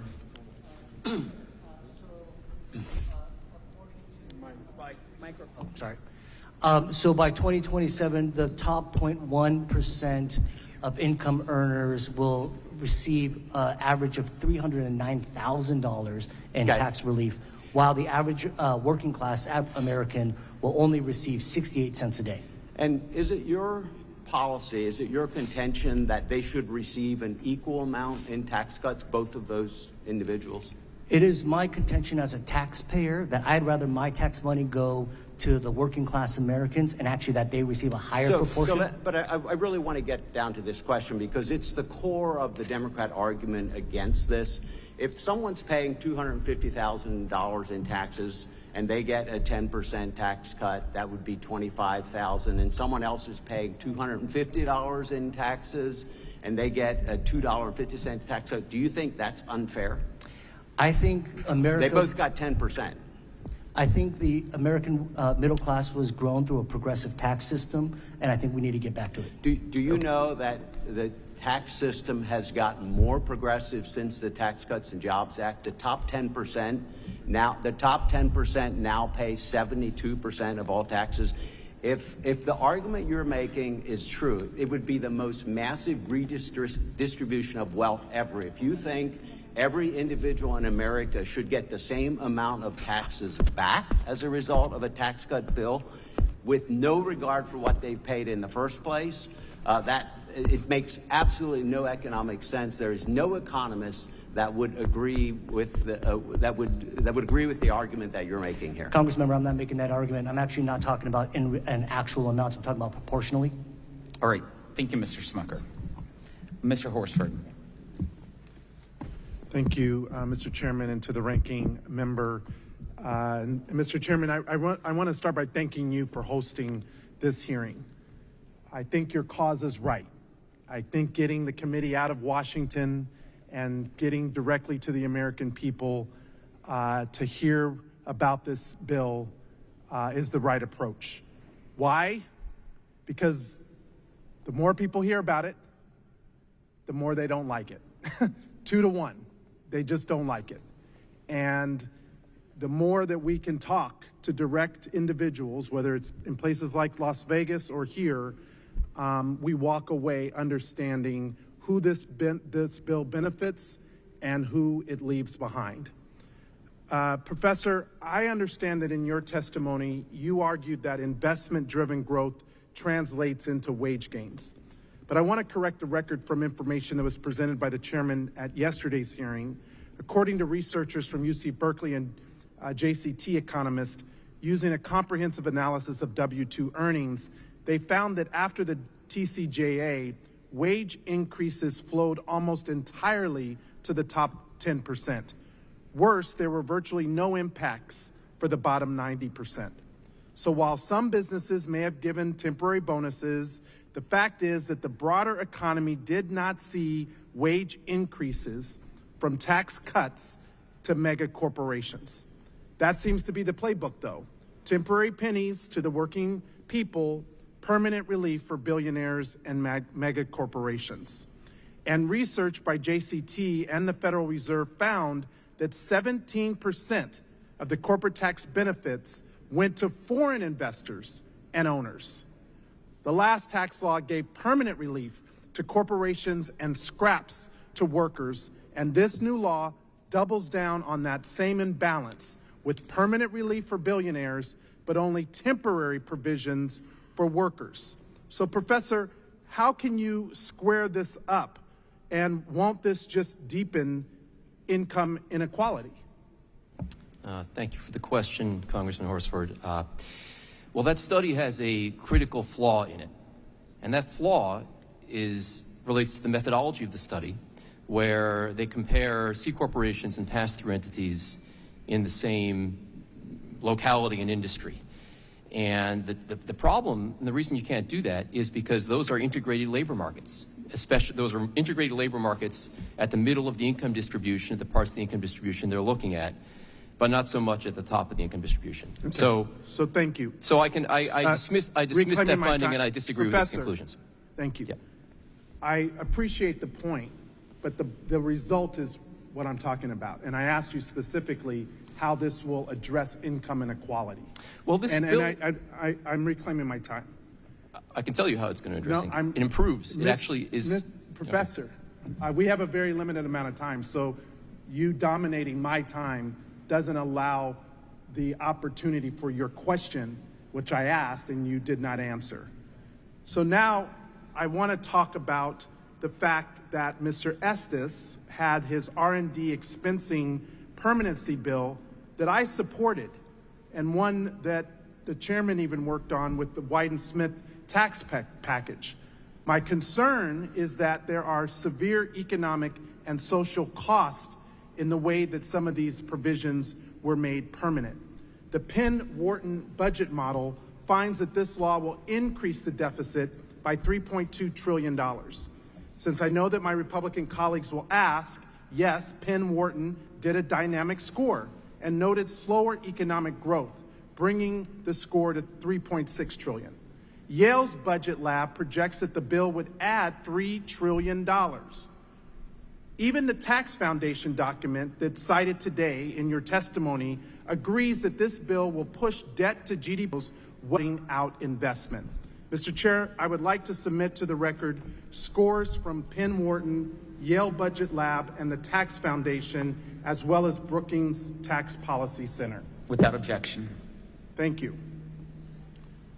I want to close with the words from Ronald Reagan.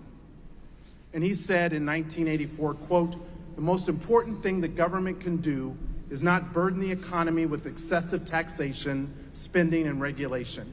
But when it does intervene, it must do so on the side of the working men and women of this country." Sadly, the one big, ugly bill burdens everyday Americans with higher costs, fewer protections, and a system rigged for those at the very top. It rips food from the tables of families, it threatens clean energy jobs, and it kicks millions off of their health care, all while padding the pockets of the very rich and the powerful. This isn't economic leadership, it's economic betrayal. So let's stop calling this bill beautiful, and let's call it what it really is: one big betrayal of the working people of America. With that, I yield back. Mr. Moore. Thank you, Chairman. Thank you, witnesses, for being here and taking time out. But a sincere thank you to the Reagan Foundation and Institute. Being at the Reagan Library is a special place. I think that President and Mrs. Reagan truly represent the best that our nation has to offer. I was born in 1980. My mom has always called me a Reagan baby, and I've lived with that, and it's truly an honor to be making my first visit here. But what they do also, I mean, right in the next, in a room adjacent to here, they have a whole bunch of high school students here doing a debate performance and debate competition. Libby Hancock from Salem Hills High School of Utah is actually performing right at the same time. We should have brought those kids up here to debate this bill as well. That would actually be pretty fun. So again, just thrilled to be here at this institution. Dr. Rao, yesterday in our hearing in Las Vegas, I highlighted something pretty unique, and it's context and data, and I know we don't like to address that all the time, but more than half of the tax provisions in this bill, more than half, is going to two simple things: the child tax credit and the standard deduction, right? None of which are taken advantage of or can even be taken advantage of with the income caps that we put on it by the wealthy. That's not even to include all the other provisions that go directly towards middle class support. But those are individual provisions, and I wanted to just quickly ask you, there's business provisions in here too. I think some excellent commentary has been shared, but just talk to us a little bit about some of the business provisions, the pro-growth tax policies, and how those still go directly to impacting families. Thank you very much for the question, Congressman Moore. I think the qualified business income deduction for pass-through entities, which has been discussed a lot today, is one of the key features of the business provisions that helps a broad segment of the U.S. population. You know, it was cited before, maybe this was Congressman Gomez or Congresswoman Chu, that the top 10% of taxpayers were allegedly benefiting more from the QBI. Well, you know, it's worth looking at what the top 10% of taxpayers in America actually contribute to the economy in terms of the jobs that they create. Those are the reason that they're getting bigger deductions, because they're hiring more people, they're running bigger firms. And also how much taxes they actually pay. The top 10% on the latest data earned 49% of income, but they paid 72% of the federal income tax. We already have an extremely progressive system where the top end of the distribution is supporting, through a lot of redistribution, the bottom. We're starting from a setting where the top quintile, the top 20%, are paying $120,000 net per household net into the system, and the bottom quintile is receiving $30,000 net into the system. And this bill doesn't really change those numbers in any material way. Thank you, and that actually dovetails with my colleague from Pennsylvania, Mr. Smucker, and highlighting that we're actually still becoming a more and more progressive tax system. That's irrefutable, and I appreciate your highlight of that. Mr. Fulton and Timmons, I'm home to, my district's home to Hill Air Force Base, and adjacent or surrounding Hill Air Force Base, there's a very dynamic aerospace engineering and manufacturing industry. Just share quickly how tax permanency, right? A lot of these things were tried out. Hey, we tried them out for a little while, and there were some things that went on the chopping block too that are now going to be back in as permanent. Just talk to some of these business provisions and how they're going to provide support and help to your industry with the fact that they're permanently going to be in place now in code. Yeah, thank you for that question. What we heard from our manufacturers after 2017 was they actually made a promise. They were going to invest more, hire more, raise wages in the United States, and they did exactly that. There were record numbers for the next 3 years in those areas. But as you know, many of those provisions were temporary, and so making the provisions permanent has allowed our companies to actually plan for the future. One of the things we heard earlier this year was we heard some uncertainty among our manufacturers, especially small manufacturers who are so critical to the supply chain, say, we're not sure if we want to invest in additional capacity here in the United States, because they didn't know if this bill would actually get done. As soon as it did, you started to see much more confidence, especially by these small businesses, that they were willing to make those investments to grow manufacturing capacity here in the United States. And I'll just quickly end. Thank you, Mr. Fulton. I apologize. My time's up. Section 179, small businesses can now deduct a whole bunch more. That's going to create more business activity. They're going to be paying more taxes. We're going to continue to see revenue growth. Thank you, Chairman. I yield back. Mr. Kustoff. Thank you, Mr. Chairman, and thank you to the witnesses for appearing today. And it's a real honor to be here at the Ronald Reagan Presidential Library, and I'm sure you all would agree to that as well, being able to testify here. And to my understanding, this may be the first congressional hearing ever conducted at the Ronald Reagan Presidential Library. Mr. Timmons, if I could ask you for a moment, you conducted over the last couple of years, I know with your manufacturers, roundtables, listening sessions, as we were debating the expiration of the Tax Cuts and Jobs Act. If I can, specifically as it relates to the pass-through or non-C Corp manufacturers, two questions if I could. One, talk about the importance of certainty, the passage of the One Big Beautiful Bill before the end of December 31, 2025, the fact that we did it in July versus waiting to the end of the year, the fact that it may have expired in toto? And then maybe if you can, for some of your member companies or some of the manufacturers, what would that have meant if this were, if these provisions would have expired at the end of December 2025? Thank you for that. So one of the conversations that I know the chairman and I had many times was about the importance of businesses and specifically manufacturers who make major capital investments, their ability to plan into the future. And the conversation that I had with the chairman was, and I'm very happy that this bill did pass in July, because had it happened later in the year, we probably wouldn't have even had the ability to plan for 2026. Would have pushed those strategies out to 2027. So this has enabled American businesses and American manufacturers to make investment and hiring plans for 2026. The second part of your question was, well, let me, what was, I know what it was. If the bill had not passed, we did a study with EY, and they came up with the fact that if the bill had not passed, we would have lost 6 million jobs in the American economy. Over 1.1, I believe, of those would be manufacturing, but $500 billion in wage loss and about $1.1 trillion in lost GDP. So it was the lost opportunity costs that that we were able to overcome by the passage of this bill and ensure that we were able to superpower the economy again, like we did in 2017 with the initial round of cuts. Thank you, Mr. Timmons. Mr. Trump, thank you also for appearing today, and you've talked about your story and how you were able to acquire your company. I also want to ask you about this Section 199A, the small benefit deduction, because you talked about this in your testimony and in your written testimony.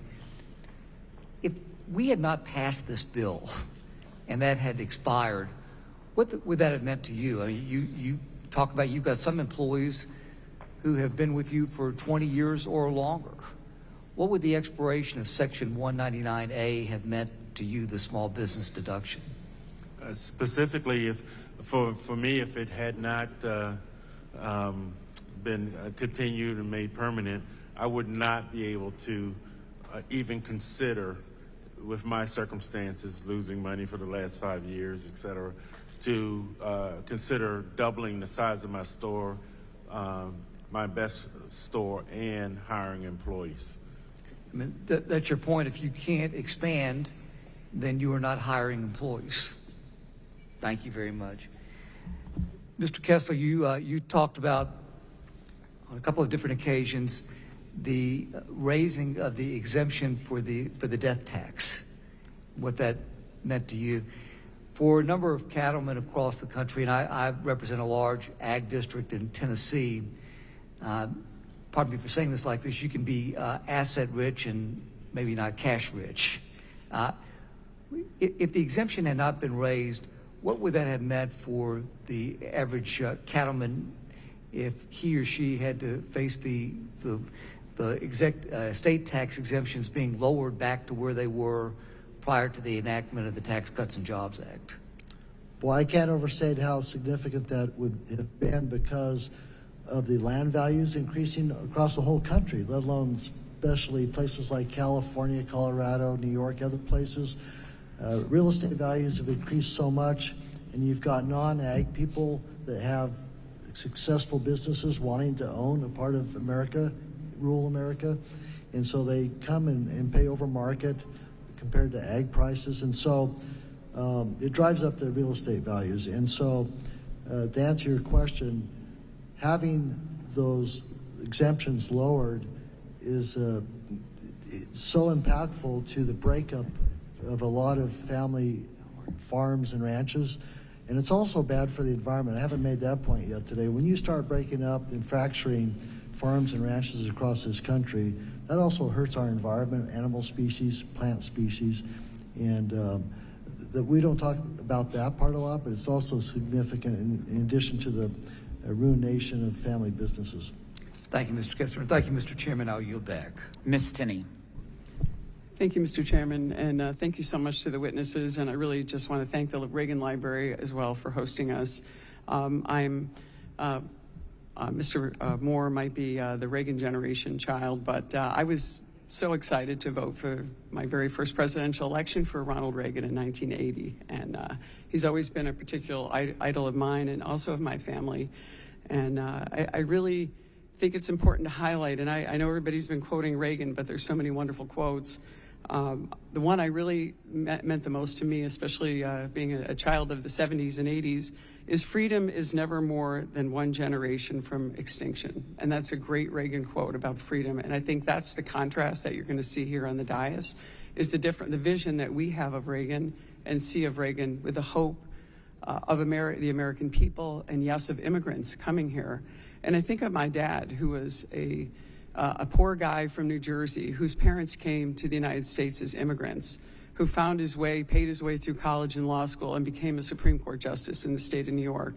And one of his most absolute favorite things to do as a Supreme Court justice in the state of New York was to attend and preside over naturalization ceremonies for new immigrants coming to this country legally, who revered freedom, who loved the mission of our founders, so beautifully reflected by Ronald Reagan and everything we read about in this room, standing up to the communism and the Marxism of the Soviet Union and tearing down the wall. So many important things that Ronald Reagan stood for. And yet I come from the state of New York with the highest Medicaid, the highest taxes. Now I think Hawaii might be a little higher. And yes, all you Californians, we actually pay more taxes in the state of New York than you do, and we have half your population.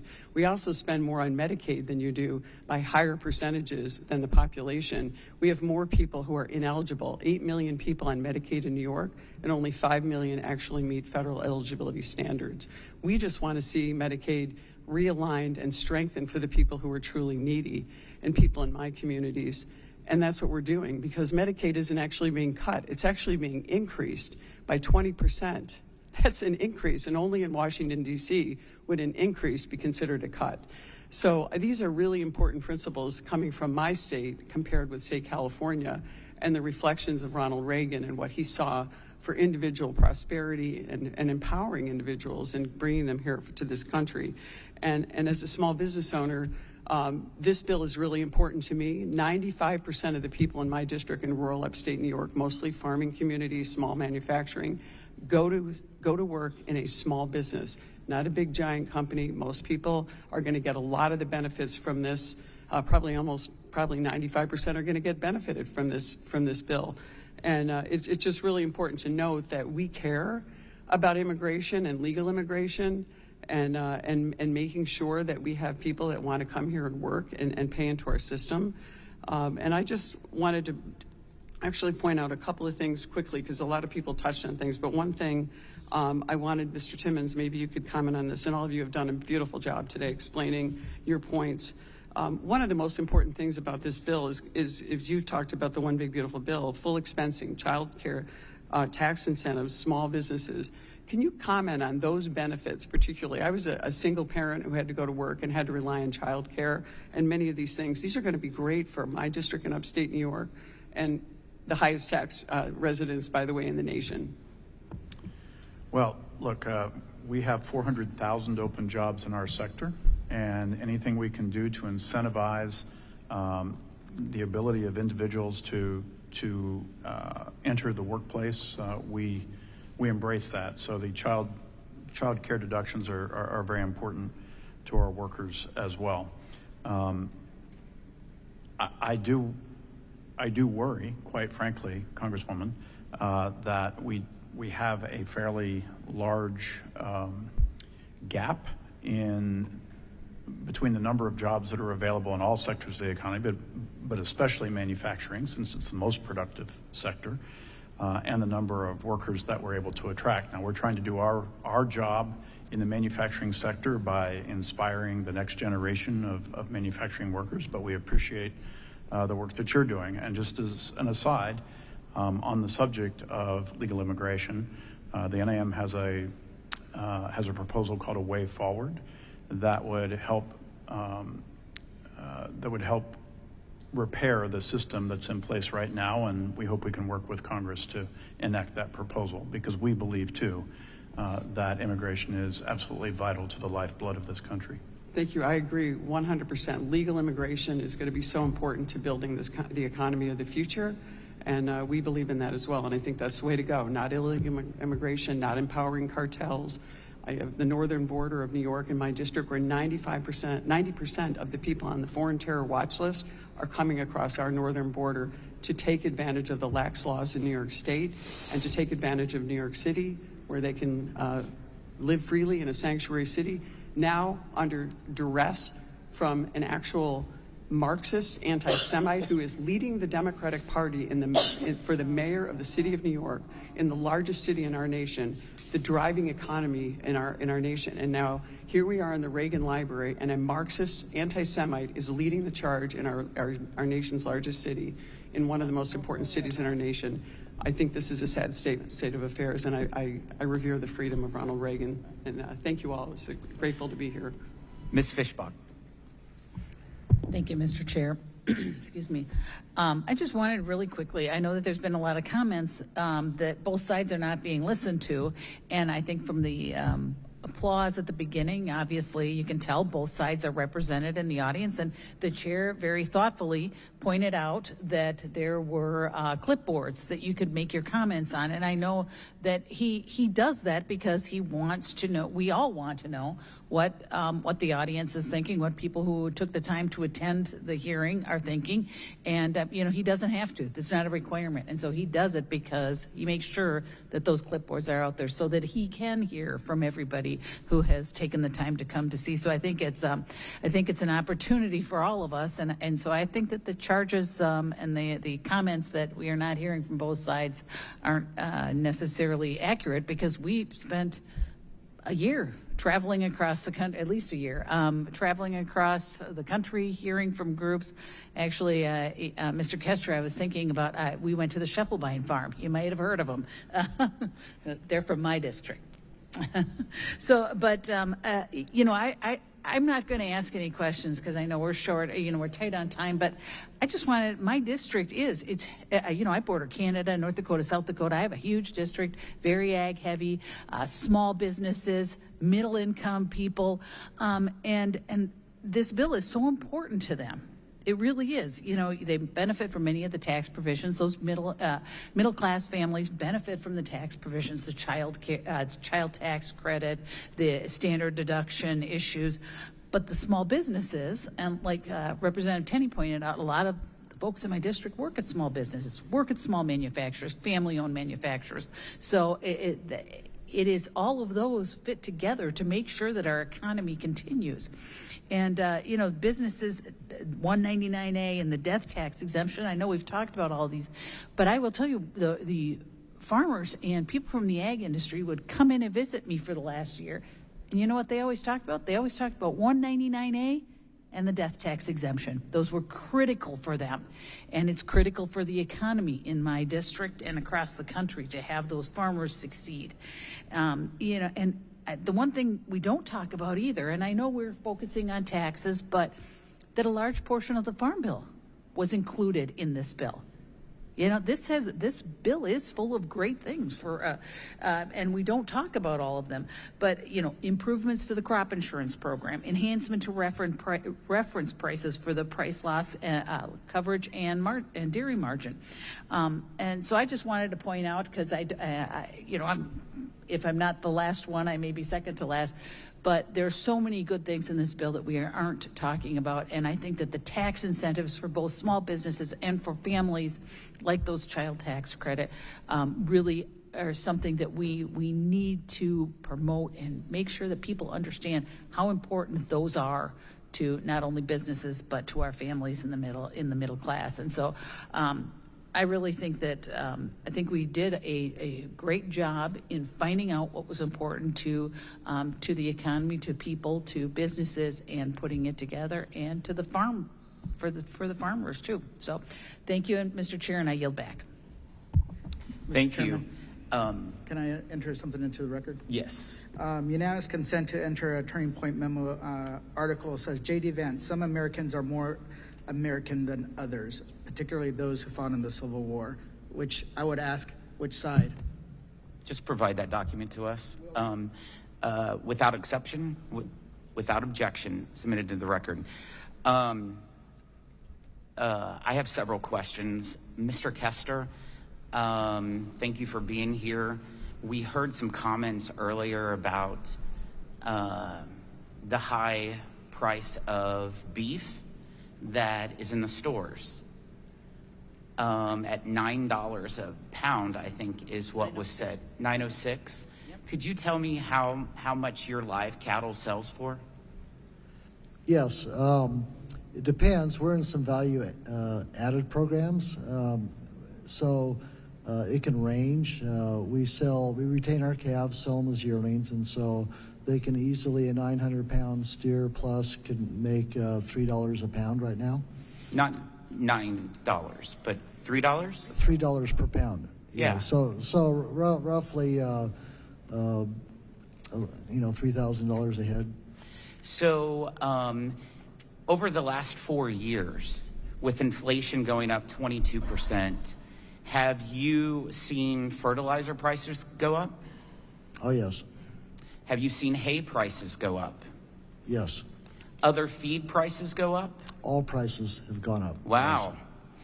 And over the last 4 years, that was during the Biden administration when inflation gone up 22%.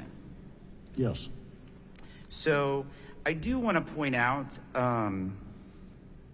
Dr. Rao, you made a comment talking about the bill earlier, saying that this bill will explode prosperity, not debt. Thought that was a very, very good statement. And I would reiterate, I know that what has been submitted into the record a little bit ago was scores of this bill from Penn Warden. We've talked about the Congressional Budget Office. You look at the Congressional Budget Office, whenever they score this bill, they scored at growth rate at 1.8%. 1.8. If you look at the growth rate for our nation over the last 50 years, we've averaged 2.7 over the last 50 years. But the Congressional Budget Office scores it at 1.8. If we get a 2.8% growth rate, 2.8, this bill, according to CBO's projections, would cut the deficit by more than $500 billion, not add to it. Is that something you would agree with? Thank you, Congressman Smith. Yes, I do agree with that. And to take it further, I think what's very important so that we have in future debates about tax reform, so that we have fewer independent entities at universities throwing out their own scores. I want to reemphasize the point I made before, that if the CBO would just make its models public and its source code public, then what could be done is economists will put in numbers that are consistent with what we know from the economics literature about just how much growth responds to tax policy. And we know that growth responds to tax policy through the research that I cited in a much more vigorous way than is modeled by the CBO. So I agree very much. So earlier in your questioning, you also was talking about some of the individuals of the numbers that have been thrown out there that they will lose their Medicaid are individuals that just choose not to follow the guidelines. And I would like to point out that if you, according to the Congressional Budget Office, since it loves to be quoted a lot around here, according to the Congressional Budget Office, when you look at the individuals that will be thrown off of Medicaid, 48% of the individuals that they put in their number are able-bodied, healthy adults with no kids who simply choose not to work or volunteer 20 hours a week. 16%, according to the Congressional Budget Office, will have access to other forms of subsidized health insurance, including the option to stay on Medicaid. And then there's 13%, according to the Congressional Budget Office, They're already ineligible for the Medicaid program and just haven't been removed from the rolls. They shouldn't have even been on them. And then 11% are illegal immigrants, and they're not supposed to be receiving it according to federal law. But 11% according to the Congressional Budget Office, and then 12% according to the Congressional Budget Office are fraudsters who don't submit the common verification requirements. Is that kind of where you were going earlier in your questioning? Well, absolutely, and I would take it further by also saying that studies of the reforms of welfare, of our national welfare program that President Clinton championed in the mid-1990s, those studies show that when you have work requirements, you lead to a situation where people live more lives of dignity, where ultimately it's better even for those folks. And as you mentioned, there are many categories of people that are included in these sort of aggregate numbers of people who might go off Medicaid. As you said, some of them were not actually legally should have been on Medicaid in the first place. Others of them are really just they're voluntarily going to choose to go on to private insurance. And so I think these stories of how catastrophic it's going to be for people are just exaggerations, particularly in light of the fact that there are, of course, exemptions. There are exemptions for people who are not able-bodied and cannot work. And as you mentioned, so much of the expansion of Medicaid over the last 10 years has gone to providing it to able-bodied people who can work. So, Mr. Chairman, So point of it's my clarification. time, Mr. Gomez. Point of clarification. We have a moment. It's my time. There's no time. It's just constant. Another Is this question. your close? Another question. Point of clarification. Point of order. I'll feel free to let you interrupt me this moment. What is it, Mr. Gomez? I just want to make sure that I was point of clarification.